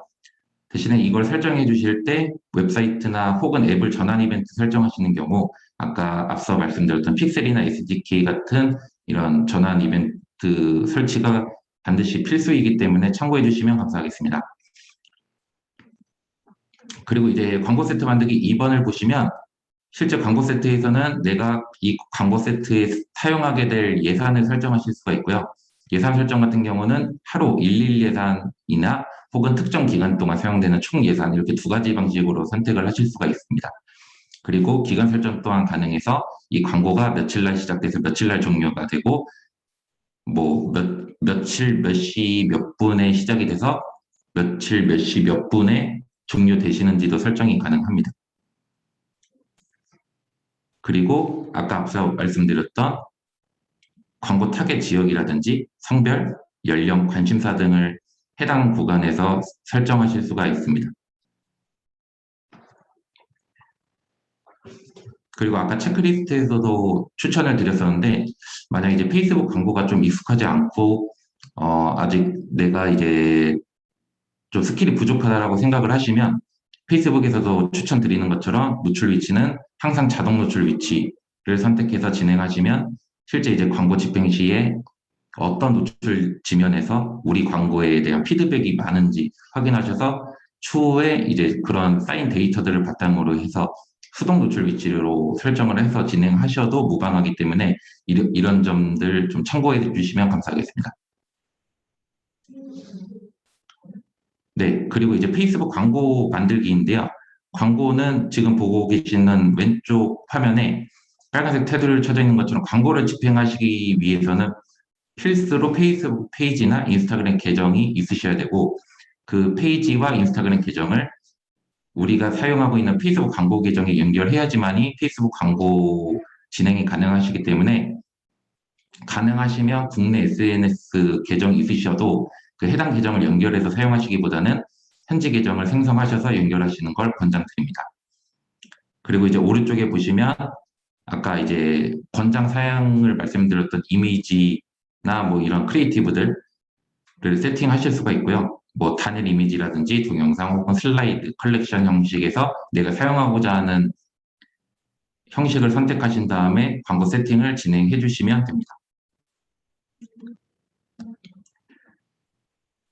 마찬가지로 이미지나 이제 동영상 설정 같은 경우에는 페이스북에서 제공을 하고 있는 기능 중에 동영상 만들기 기능이 있습니다.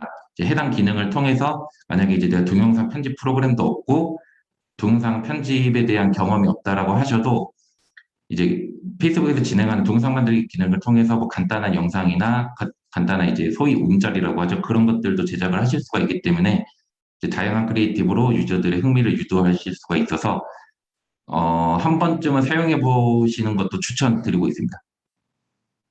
그리고 이제 이미지의 권장 사이즈 같은 경우에는 지금 오른쪽 화면에 보이는 것처럼 1080에 1080 픽셀을 가진 1대1, 즉 정사각형 사이즈의 소재하고 1080에 1920 사이즈를 가진 1.91-1 사이즈의 소재, 그리고 1200에 628 픽셀의 소재, 이렇게 크게 세 가지 소재 사이즈를 가장 권장을 드리고 있습니다. 네, 이제 페이스북 광고 세트 설정하실 때 좀 이것도 팁을 좀 드리고 싶어서 제가 정리를 해보았는데요. 우선 첫 번째 상세 타겟팅 확장이라는 건데 초기에 이제 유입을 확보하시거나 혹은 브랜딩을 위해서 반드시 이제 해당 기능을 설정을 하셔서 더 넓은 타겟에게 광고를 노출하시는 것을 권장을 드리고 있습니다. 지금 빨간색 테두리에 보이는 것처럼 이제 해당 상세 타겟팅 확장 항목에 체크 표시를 누르시게 되면은 이제 해당 기능이 설정이 되면서 내가 세팅한 상세 타겟팅 외에도 우리 광고를 통해서 뭔가 유입할 가능성이 있는 유저들에게 페이스북이 이제 자동으로 노출을 추가적으로 더 해주는 거기 때문에 초반에는 해당 기능을 설정하시고 광고 세팅하시는 걸 추천드리고요.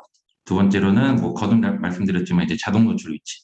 어떤 노출 위치에다가 광고를 직접 내가 설정을 해서 진행할지 약간 고민이 되시는 분들의 경우에는 꼭 자동 노출 위치를 선택하셔서 진행을 해주시면 많은 도움이 되실 거라 생각이 됩니다. 네, 그리고 지금 화면에 보이시는 것처럼 이제 실제로 페이스북 광고 운영을 하실 때 많은 도움이 되는 이제 유용한 사이트들을 좀 모아봤는데요.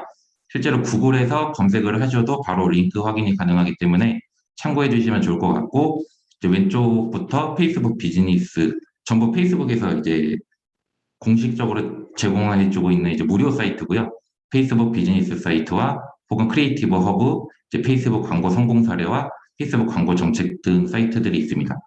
이제 광고를 진행하기 앞서서 이제 시간이 허락하신다면 해당 사이트들에 이제 접속을 하셔서 어떤 점들이 있고, 그리고 페이스북 광고로 성공했던 사례들은 어떤 것들이 있는지, 이런 좀 유익한 정보들을 많이 확인하실 수가 있기 때문에 꼭 한번 확인해 보시는 걸 추천드리겠습니다.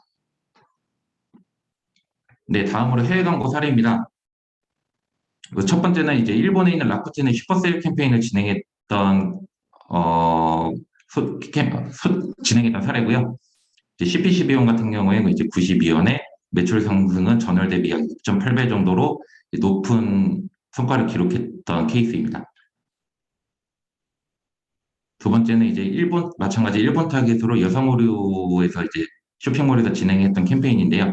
해당 캠페인 같은 경우도 전월 대비 회원가입 증가율이 약 192%에 구매당 비용은 약 601원으로 매우 이제 높은 성과를 보였었던 사례고요.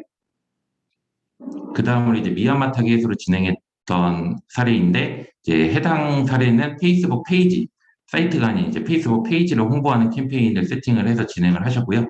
게시물 참여, 즉 뭐 좋아요라든지 댓글 혹은 이제 동영상 조회 같은 게 참여 수가 약 160만에 동영상 재생 수는 총 902만 정도로 높은 성과를 보였던 캠페인입니다. 네, 그럼 마지막으로 페이스북 협력 광고에 대해서 설명을 드리도록 하겠습니다. 이제 페이스북 협력 광고라는 이제 시스템은 최근에 출시한 시스템인데요. 기존에는 페이스북과 이제 리테일러, 즉 뭐 우리나라 치면 11번가나 쿠팡과 같은 이런 오픈마켓에 이점에 있는 제품을 가지고 광고를 페이스북에서 컬렉션 광고를 진행하는 게 불가능했는데, 이제 이런 협력 광고를 통해서는 말씀드렸던 컬렉션 광고가 진행하게끔 페이스북에서 지원을 해주고 있기 때문에 해당 협력 광고를 사용하시게 되면은 오픈마켓에 입점해 있는 제품을 가지고 페이스북에서 활동하시는 유저분들한테 광고를 노출하실 수가 있습니다. 협력 광고도 기존 페이스북 광고와 마찬가지로 이미지 소재 같은 경우는 단일 이미지와 슬라이드 혹은 컬렉션 광고 형식으로 사용이 가능하시고요. 이제 페이스북 협력 광고는 이제 페이스북 같은 경우 전 세계 리테일러 협약 업체는 현재까지 약 475개사인데 뭐 인도나 우리나라 혹은 일본, 폴란드, 대만, 말레이시아 등 같이 이제 다양한 국가에서 활동하는 오픈마켓들과 현재 협약을 진행을 하고 있고 현재도 지속적으로 확장 중에 있으니 예를 들어서 이제 해당 페이스북 협력 광고가 진행 가능한 플랫폼사에 입점해 있는 분이 계시다면 이런 협력 광고도 참고해 주시면 사이트 운영이나 제품 판매 시에 많은 도움이 되실 거라 생각이 됩니다. 네, 그럼 이상으로 제가 준비한 차례는 여기까지고요. 그럼 잠시 한 1분에서 2분 정도 1분에서 2분 정도 있다가 바로 다음 순서인 저희 이제 구글 광고에 대해서 이어서 설명을 드리도록 하겠습니다. 네, 그러면은 이상으로 페이스북 교육을 마치도록 하겠습니다. 감사합니다.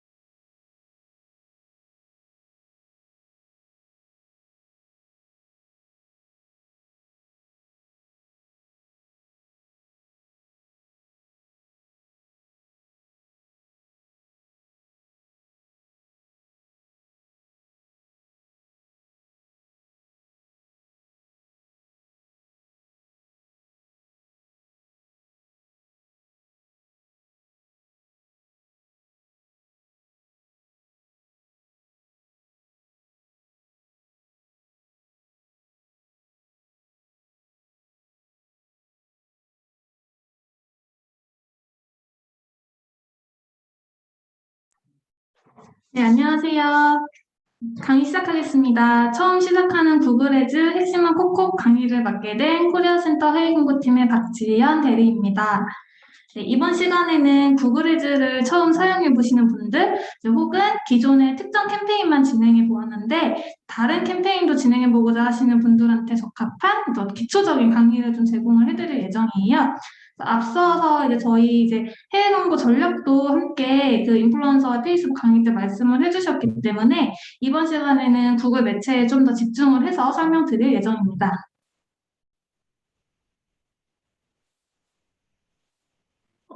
잠시만요. 아이고.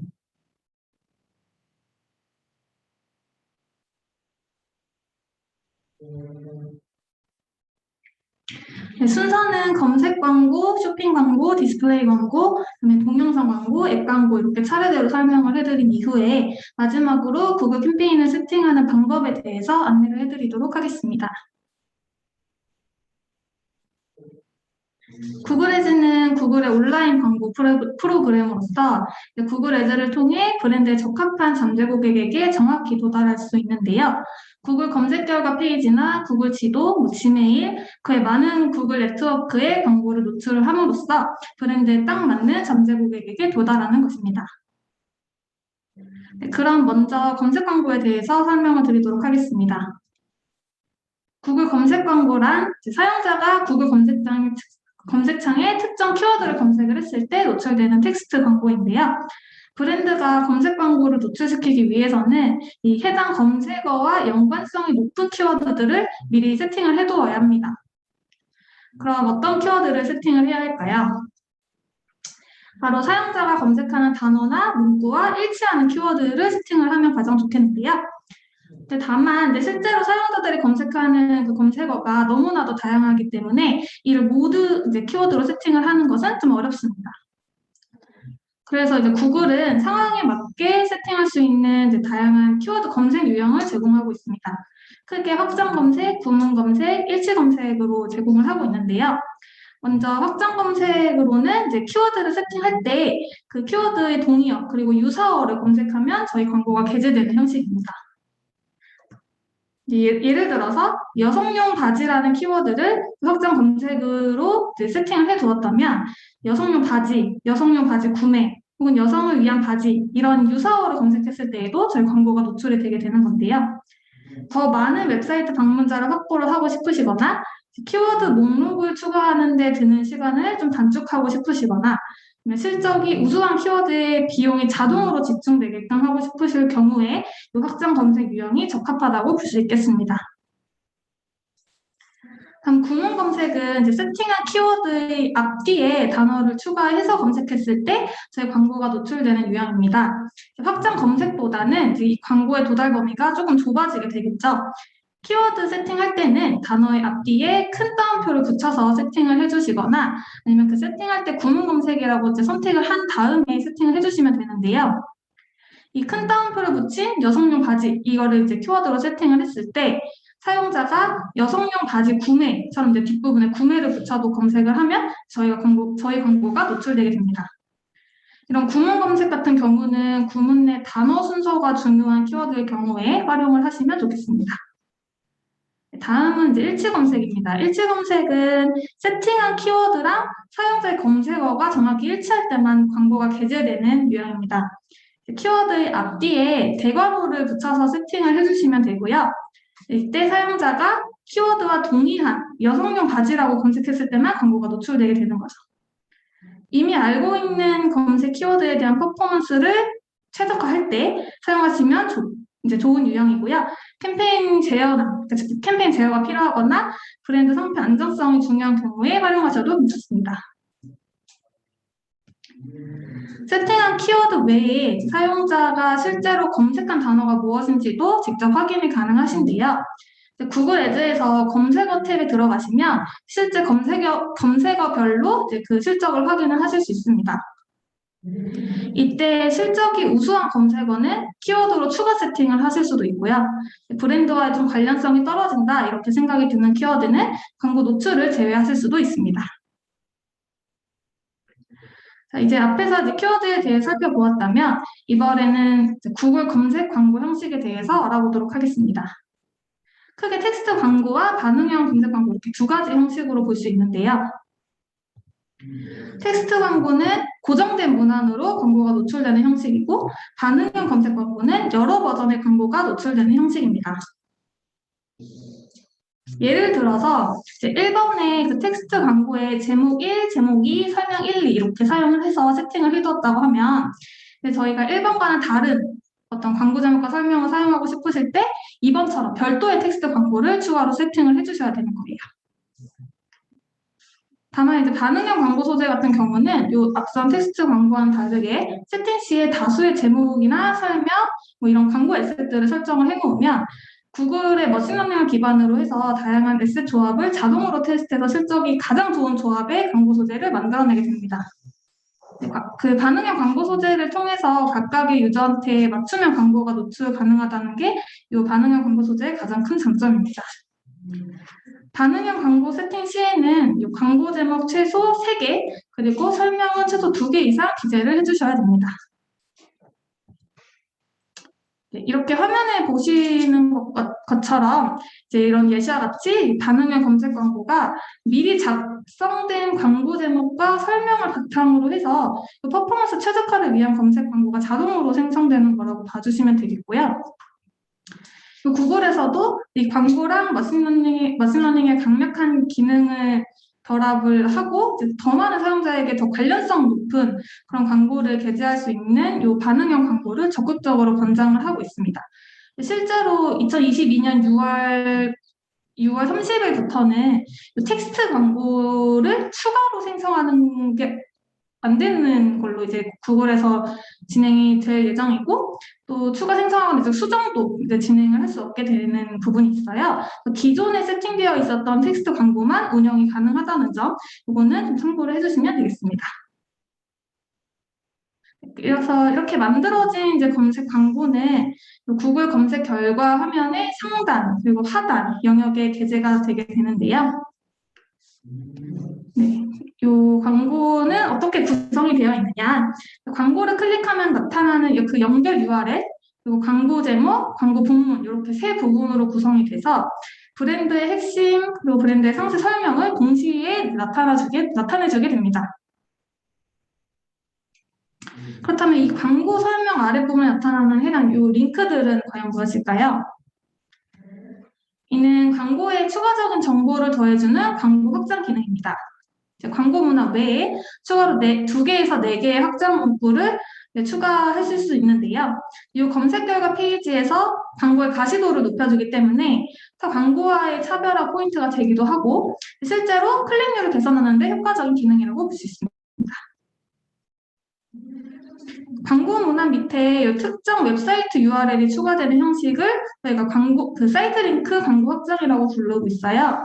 이 한 번의 클릭으로 특정 URL로의 유입을 바로 이제 유도할 수 있다는 점에서 많은 브랜드들이 사용을 하고 있는 기능입니다. 네, 이 사이트 링크 광고 확장 외에도 구조화된 스니펫 광고 확장이라는 기능을 통해서 사용자가 광고를 클릭하기 전에 제품의 특징, 제품의 종류 이런 것들을 미리 확인하게끔 만들 수도 있는데요. 예시와 같이 지금 구글에서 제공하는 헤더 그리고 직접 지정해 주셔야 하는 감 목록이 일치할 때 이 광고 확장이 표시됩니다. 다음은 이제 코라 광고 확장인데요. 코라 광고 확장은 무료 배송, 연중 무휴 고객 서비스 이런 어떤 차별화된 특징을 담은 짧은 문구를 간략하게 홍보할 수 있는 기능이에요. 그래서 최대 10개까지 표시가 가능합니다. 그 외에도 프로모션 광고 확장이나 가격 광고 확장, 전화번호 광고 확장 이런 다양한 좀 추가 정보들을 광고의 하단에 노출을 해서 비즈니스의 차별화 가치를 어필하실 수 있습니다. 네, 지금까지 알아본 구글 검색을 꼭 활용하셔야 하는 이유는 이렇게 제가 4가지로 좀 정리를 해봤는데요. 먼저 구글 검색을 활용하는 유저와 키워드 볼륨이 요즘 최근에 증가 추세에 계속 있고, 그리고 구글 검색 광고를 통해서 유저의 검색어와 맞는 어떤 최적의 광고 메시지를 노출을 할 수 있기 때문입니다. 또 이제 우수한 전환 성과를 달성하는 데도 매우 효과적이고요. 소집된 유저 데이터를 분석해서 마케팅 전략 수립을 하실 때 활용하실 수도 있습니다. 다음은 이제 쇼핑 광고에 대해서 말씀드리도록 하겠습니다. 쇼핑 광고는 이미지에 기반해서 이제 유저가 찾는 상품의 세부 정보를 제공하는 광고인데요. 제품을 검색할 때 광고가 게재된다는 점에서 검색 광고와 유사한 방식으로 운영된다고 볼 수 있습니다. 다만 이제 검색 광고와는 달리 쇼핑 광고 같은 경우는 광고 문구를 작성하거나 키워드를 선택하거나 이럴 필요는 없고요. 상품 피드에 기반해서 이미지를 포함한 광고가 자동으로 완성되는 광고예요. 그렇기 때문에 좋은 품질의 상품 피드가 쇼핑 광고 성과의 핵심이라고 볼 수 있겠습니다. 쇼핑 광고는 특히나 이제 모바일에서 강력한 효과를 발휘하는데요. 특히나 옆으로 넘겨볼 수 있는 이 슬라이드 형태 같은 경우는 모바일 화면에 최적화되어 있기 때문에 모바일에서 전환 가능성이 높은 유저를 사이트로 유입하는 데 굉장히 효과적이다 이렇게 말할 수 있겠습니다. 쇼핑 광고는 구글에서 검색 시 이제 그 검색 결과 창에 상품 리스트형으로 제공되기도 하고요. 쇼핑 탭에 접속했을 때 확인하실 수도 있고 이미지 검색 탭에서도 확인하실 수 있습니다. 그 외에 유튜브 홈피드, 유튜브 맛집 페이지의 하단, 디스플레이 지면, 그리고 지메일 지면에서도 확인이 가능합니다. 쇼핑 광고를 세팅하기 전에 필수적으로 확인하셔야 하는 게 바로 구글 쇼핑 정책과 구글 판매자 센터 계정, 그리고 쇼핑 피드입니다. 구글 쇼핑 정책은 이 구글 쇼핑 광고를 집행하기 위한 어떤 전제 조건이고요. 이 조건들을 충족하지 않는다면 원활한 광고 집행이 어렵기 때문에 쇼핑 광고를 집행하시기 전에 꼭 확인을 부탁드리겠습니다. 크게 이제 5가지로 제가 좀 정리를 해봤는데요. 첫 번째로는 그 상품 페이지에 구매하기 버튼, 그 장바구니 버튼과 같이 결제로 넘어가기 위한 액션 버튼이 구현이 되어 있어야 합니다. 이 액션 버튼이 구현이 되어 있지 않고 뭐 전화 구매, 픽업, 이벤트 페이지 이런 버튼만 구현이 되어 있을 시에는 쇼핑 광고가 집행이 불가합니다. 그리고 두 번째로는 유저가 이 광고 클릭 이후에 결제까지 도달하는 모든 페이지들이 전부 다 HTTPS 형식으로 구현이 되어 있어야 합니다. 이 HTTPS 보안 프로토콜 처리가 되지 않는 사이트에서는 그 쇼핑 광고 집행이 불가합니다. 그리고 로그인, 비로그인 관계없이 쇼핑 광고에서 보이는 그 가격이랑 저희 그 광고 랜딩 페이지에서 보이는 상품 가격이 동일해야 합니다. 다만 이제 유저가 랜딩 페이지에서 옵션을 변경해서 이제 가격 변동이 있는 경우는 제외됩니다. 그리고 소프트웨어 뭐 결제 시스템으로 인한 결제 에러가 없어야 하고요. 주민등록번호나 여권번호 같은 뭐 본인 인증 프로세스가 중간에 없어야 합니다. 그리고 민감한 개인정보를 수집하는 경우에는 모두 쇼핑 광고가 집행 불가합니다.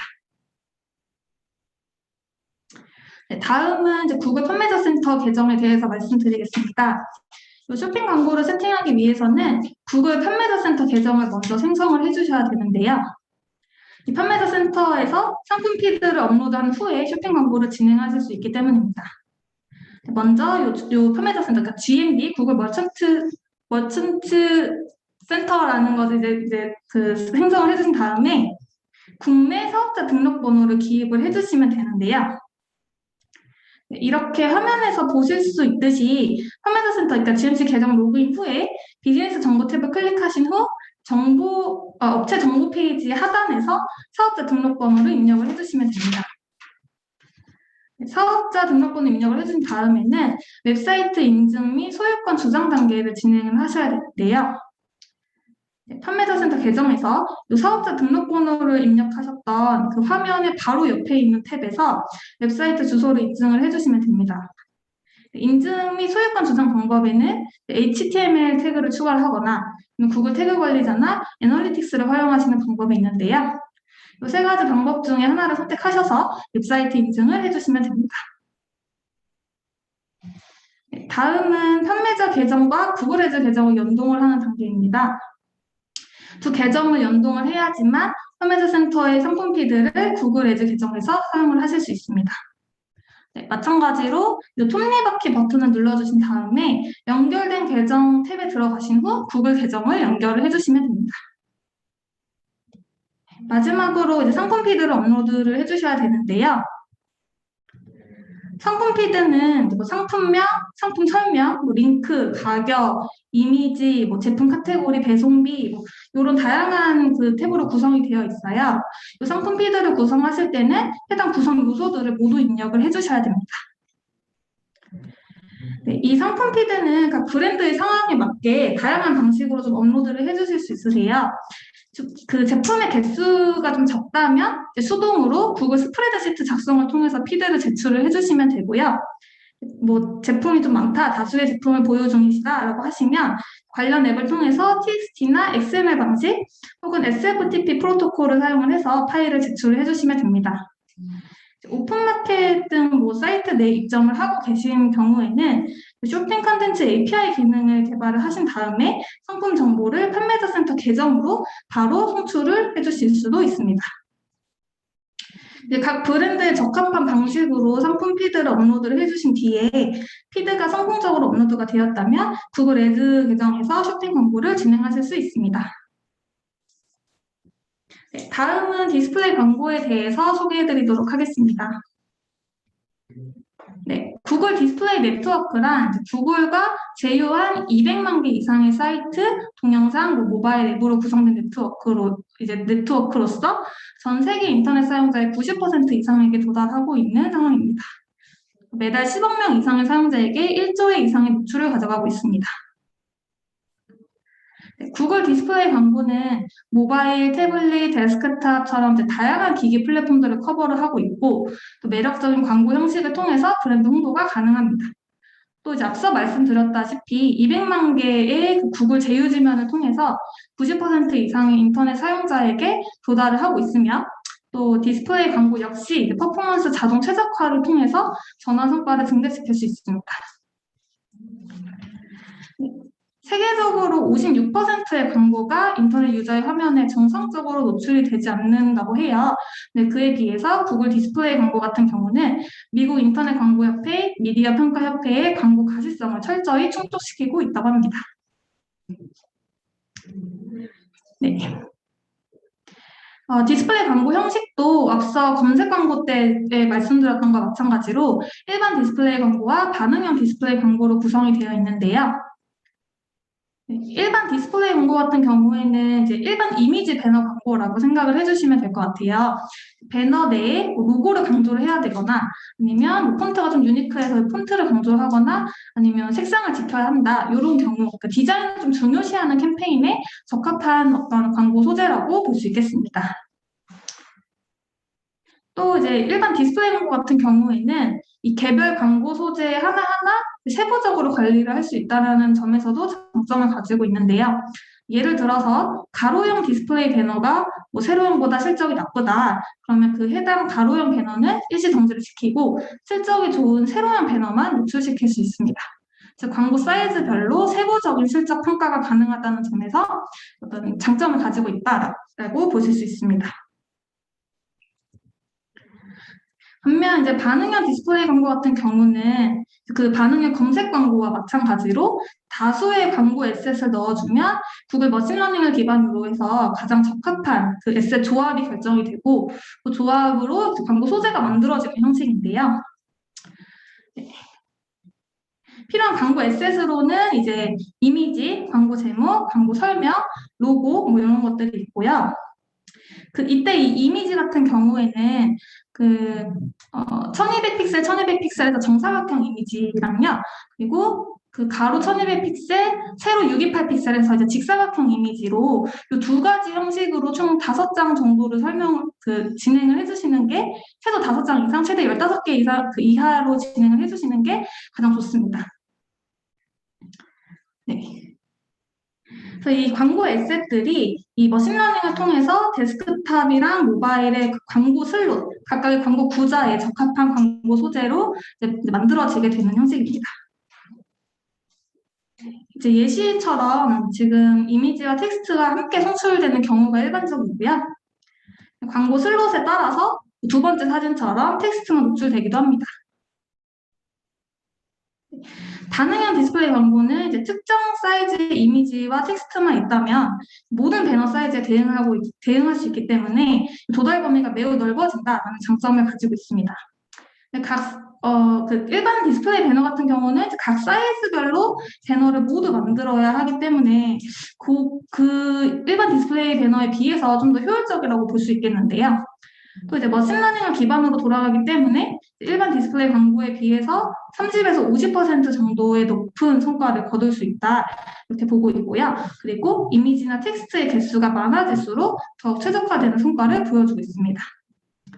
마지막으로 이제 설정해둔 광고 제목, 이미지, 뭐 로고, 설명 이런 것들을 이런 각 에셋별로 성과가 어떤지를 저희가 구글 애즈 계정에서 한눈에 확인이 가능해요. 성과 모니터링 후에 뭐 에셋이 좀 안 좋다라고 하는 것들은 교체를 해주시거나 뭐 추가를 해주시거나 제외를 해주시거나 하는 이런 작업들을 진행할 수 있다는 점에서 굉장히 효율적이라고 보고 있습니다. 다음은 이제 동영상 광고에 대해서 말씀드리도록 하겠습니다. 구글 동영상 캠페인 같은 경우는 유튜브와 구글 디스플레이 네트워크에 동영상 광고를 게재한 형식이에요. 마케팅 목표에 맞는 상품, 2차 전략, 타겟팅 솔루션 등을 종합적으로 제공을 해주고 있습니다. 네, 대표적인 유튜브 동영상 광고 상품을 좀 몇 가지 소개를 해드리도록 하겠습니다. 이제 첫 번째로 유튜브를 보다가 자주 확인하셨을 트루브 인스트림 광고 상품인데요. 이 트루브 인스트림 같은 경우는 스킵이 가능하고 인지도 및 고려도 증대와 영상 시청을 유도하는 데 목표를 가진 상품입니다. 30초 이하의 영상이다라고 하시면 영상을 끝까지 시청했을 때 과금이 되고요. 30초 이상의 긴 영상인 경우에는 30초 이상 시청했을 때 과금이 됩니다. 다음은 이제 트루브포 리치 상품인데요. 트래비포 리치 상품 같은 경우에는 이 앞선 트래비 인스트림 광고와 마찬가지로 스킵 가능한 광고 상품입니다. 이제 다만 인지도 증대와 노출 확대를 목적으로 가진 상품이기 때문에 타겟 CPM 입찰 방식을 따르고 있고요. 목표 CPM 단가를 입찰가로 설정하시면 되겠습니다. 스킵하는 유저에게 광고 성기를 유도하기 위해서 이 해당 상품을 사용하는 동영상의 경우에는 영상 초반에 핵심 메시지를 전달하는 게 무엇보다 중요하다고 볼 수 있겠습니다. 다음은 범퍼헤드입니다. 범퍼헤드는 방금 말씀드린 그 트루브포 리치와 마찬가지로 인지도 증대, 도달 확대를 목적으로 가지고 있어서 타겟 CPM 입찰 방식을 따르는 6초짜리 광고 상품인데요. 효율적인 도달 확장을 위해서 스킵 가능한 그 트루브 인스트림 광고, 트루브포 리치 상품 이렇게 같이 사용하시는 것을 권장을 드리고 있습니다. 다음은 건너뛸 수 없는 광고입니다. 이거는 이제 스킵 불가능한 15초짜리 광고 상품으로 타겟 CPM 입찰 방식을 따르고 있습니다.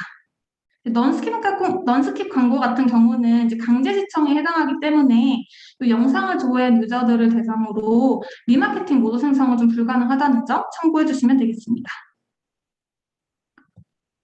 다음은 트래블 디스커버리 이제 상품인데요. 트래블 디스커버리는 이제 썸네일 형태로 유튜브 내 다양한 인벤토리에 노출되고 효과적으로 매체 점유율을 확대시킬 수 있는 상품입니다. 영상 썸네일을 클릭 시에 과금되는 CPV 입찰 방식을 따르고 있고요. 자동 재생 시청분에 대해서는 과금되지 않습니다. 유튜브 내 점유율을 확보하고 싶으시거나 아니면 인지도 증대, 영상 시청을 유도하는 걸 목표로 하고 계신 브랜드에게 적합한 광고 상품이라고 볼 수 있겠습니다. 다음은 트루브포 액션입니다. 트루브포 액션 같은 경우는 전환 가능성이 높은 유저들을 대상으로 하는 퍼포먼스형 동영상 캠페인입니다. 해당 상품의 목표는 전환 증대, 그리고 구매 의도 증대이기 때문에 타겟 CPA 입찰 방식, 그리고 전환수 최대화 입찰 방식을 택하실 수 있습니다. 트루브포 액션의 타겟 CPA는 검색 캠페인의 2~3배, 그리고 디스플레이 캠페인의 1~2배 정도를 권장을 하고 있고요. 아직 적정 CPA를 모르겠거나 아니면 정해지지 않았거나 아니면 캠페인을 처음 시작하시는 경우다라고 하시면 이 타겟 CPA 입찰 방식보다는 전환수 최대화 입찰 전략을 따르는 것을 좀 권장을 드립니다. 네, 앞서 말씀드렸던 여러 유튜브 상품들을 활용을 하실 경우에 클릭 유도 문항 광고 확장을 함께 사용을 하실 수 있는데요. 클릭 유도문자 CTA 버튼이라고 좀 말씀을 드리자면 이 CTA 버튼이 광고 영상과 함께 노출이 되면서 브랜드의 웹사이트로 유도할 수 있는 기능입니다. 이 웹사이트로의 전환을 유도할 수 있다는 점에서 트루브포 액션이랑 좀 비슷하게 느끼실 수 있을 것 같아요. 이제 클릭 유도문항 광고 확장 같은 경우는 CTA가 적용된 그 광고 상품과 동일한 입찰 방식만을 따를 수 있고 또 광고 영상 하단이나 오버레이 형태로만 노출이 가능한 것에 비해서 트루브포 액션은 그 타겟 CPA, 전환수 최대화로만 운영이 가능하고 또 광고 영상 하단, 오버레이 형태 및 엔드카드 형식으로 노출이 된다는 점에서 차이가 있다고 봐주시면 되겠습니다. 캠페인 목표에 따른 유튜브 광고 상품을 제가 좀 정리를 해봤는데요. 각 브랜드의 광고 목표에 따라서 적절한 광고 상품을 잘 활용해 주시면 되겠습니다. 브랜드 목표가 브랜드 인지도 및 도달 범위 증대다라고 하실 경우에는 트루브포 리치, 범퍼헤드, 건너뛸 수 없는 그 15초짜리 인스트림 광고를 사용을 해주시면 되고요. 그리고 제품 및 브랜드의 구매 고려도를 높이고 싶다라고 하시면 건너뛸 수 있는 15초 건너뛸 수 있는 트루브 인스트림 광고와 그리고 그 유튜브 매체 점유율을 높일 수 있는 트루브 디스커버리 광고를 사용을 해주시면 됩니다. 그리고 웹사이트 트래픽을 확보하고 싶거나 리드를 확보하고 싶으시거나 판매를 하고 싶다라고 하신 경우에는 트루브포 액션 상품을 활용해 주시면 되겠습니다. 네, 다음은 앱 광고에 대해서 말씀드리도록 하겠습니다. 네, 구글 유니버설 앱 광고란 이제 브랜드가 제공하는 문구 아이디어와 애플리케이션 스토어의 앱 목록에 있는 에셋들을 조합을 해서 구글 네트워크의 다양한 형식으로 게재되는 광고인데요. 광고 에셋 설정 시에 광고문화 아이디어와 업로드된 에셋들, 그리고 구글 플레이 스토어와 앱 스토어 등록 정보에 이제 게재되어 있는 그 컨텐츠를 사용을 해서 앱 광고가 자동으로 생성됩니다. 이때 광고 제목 2개, 그리고 설명 1개는 꼭 필수로 기재를 해주셔야 됩니다. 앱 캠페인 운영 시에 체크 포인트를 좀 몇 개 알아보도록 하겠습니다. 앱 캠페인 운영 시에 앱 광고는 모든 구글 네트워크 상에 노출이 되게 되는데요. 구글 플레이, 구글닷컴, 유튜브, 그리고 모바일 GTN 이런 화면에 모두 노출이 되고요. 그 광고주의 앱을 다운로드하지 않은 모든 유저가 광고 노출의 대상이 됩니다. 그렇다면 앱 캠페인의 타겟팅을 조정을 할 수 없는 걸까요? 앱 캠페인 같은 경우는 전환 최적화 도구에 의해서 자동화가 되어 있기 때문에 임의로 타겟팅 옵션을 지정할 수 없는 점, 요거는 좀 참고 부탁드리겠습니다. 다만 최적화를 앱 설치에 집중할지 아니면 인앱 액션 완료에 집중할지는 선택하실 수 있습니다. 네, 마지막으로 이제 구글 애즈 내 캠페인을 세팅하는 방법에 대해서 좀 전달을 드리도록 하겠습니다. 제일 먼저 이제 캠페인의 목표를 좀 지정을 해주시면 되는데요. 캠페인의 설명을 확인을 하셔서 이제 브랜드의 광고 목표에 맞게끔 캠페인 목표를 선택을 해주시면 됩니다. 구글에서는 판매, 리드, 웹사이트 트래픽, 구매 고려도, 인지도 도달 범위, 앱 프로모션 이렇게 총 6개의 캠페인 목표를 제공하고 있습니다. 네, 캠페인 목표를 이제 선택을 하시면 다음에는 어떤 캠페인을 운영할 건지 그 유형을 택해 주시면 되는데요. 보유하시고 있는 광고 에셋이 뭐가 있는지, 재료들이 뭐가 있는지에 따라서 적합한 캠페인 유형을 선택해 주시면 됩니다. 캠페인 유형을 선택을 하시면 이제 먼저 캠페인 이름을 지정을 해주신 다음에 광고가 노출될 위치를 지정을 해주시면 됩니다. 위치를 지정하신 후에 위치 옵션이라는 버튼을 눌러주시면 구글 애즈에서 권장하는 그 타겟 옵션이 나오는데요. 기본적으로는 현재 위치 또는 관심도, 타겟 지역에 있거나 자주 방문하거나 관심을 보이는 사용자 이렇게 이 옵션이 기본적으로는 선택이 되어 있어요. 이 옵션을 선택할 경우에 예를 들어서 프랑스 파리에 있는 제과점 브랜드가 이 옵션을 선택해서 광고를 한다. 그러면 프랑스 파리에 거주하거나 아니면 파리를 정기적으로 방문을 하거나 아니면 현재 또는 과거에 파리 제과점에 관심을 보였거나 이런 사용자들에게 저 광고가 노출되게 됩니다.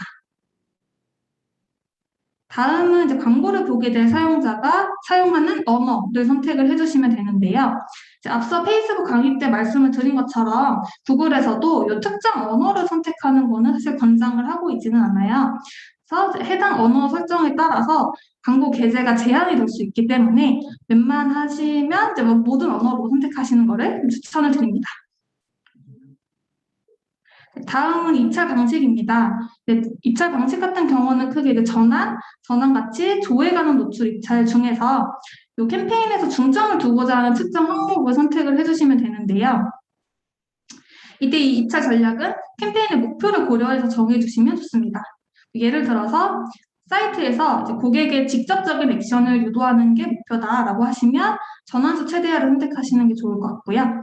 브랜드 인지도 제고가 목표다라고 하시면 노출수 증가에 초점을 맞춰야 되다 보니까 조회 가능 노출 입찰을 사용하시는 게 도움이 될 것 같습니다. 네, 다음에는 이제 일평균 희망 지출액, 그러니까 1예산이라고 하죠. 1예산을 설정을 해주시면 되고요. 1예산 같은 경우는 설정해둔 1예산보다 금액이 많이 소진될 수도 있고 또 적게 소진될 수도 있어요. 근데 다만 한 달을 기준으로 봤을 때 그 1예산의 월 평균 횟수를 곱한 금액보다는 초과돼서 소진되지는 않습니다. 네, 그다음에 캠페인 세팅이 완료되면 광고 그룹을 만들 차례죠. 광고 그룹 같은 경우는 제가 디스플레이 캠페인을 좀 예를 들어서 설명을 해드리도록 하겠습니다. 먼저 광고 그룹의 이름을 정하신 다음에요. 도달하고자 하는 사용자를 선택을 해주시면 되는데요. 네, 이 파란색 박스 안에 잠재 고객 부분을 누르시면 구글에서 정리하고 있는 이제 다양한 잠재 고객군에서 저희가 타겟군을 직접 설정을 할 수 있습니다. 그 외에도 이제 인구 통계 타겟팅도 가능한데요.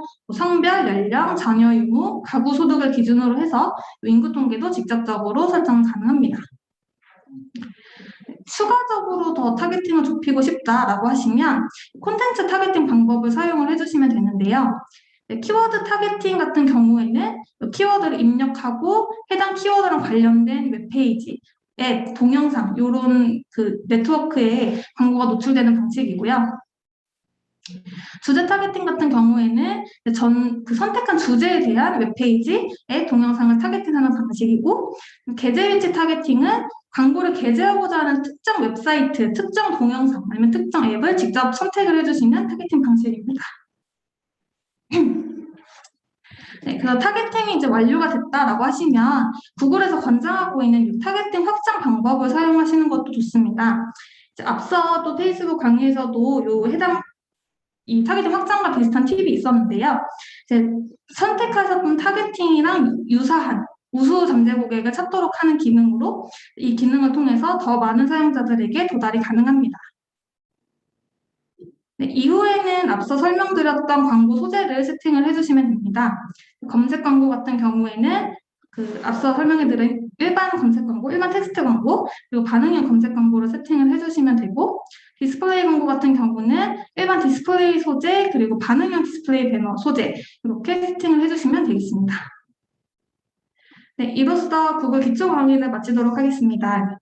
구글 애드를 사용하면서 비즈니스를 좀 성장시킬 수 있는 기회에 저희가 조금이나마 좀 도움이 됐기를 바라고요. 혹시 궁금하신 사항이 있으시면 채팅으로 남겨주시면 감사하겠습니다. 네, 감사합니다.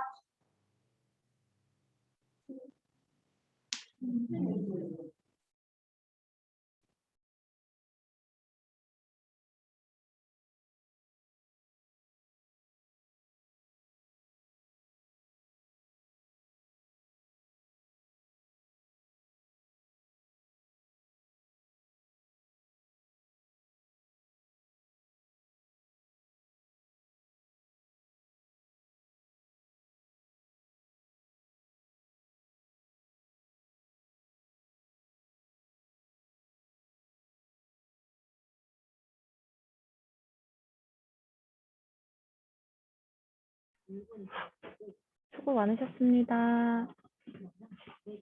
감사합니다. 네, 감사합니다. 이- 저희 원래 4시부터 6시까지 다음 그 강의 진행인데 10분 정도 네. 쉬시고 4시 10분부터 다음 회계사님 진행하시는 강의 진행할게요. 다음 링크로 들어오시면 됩니다. 감사합니다.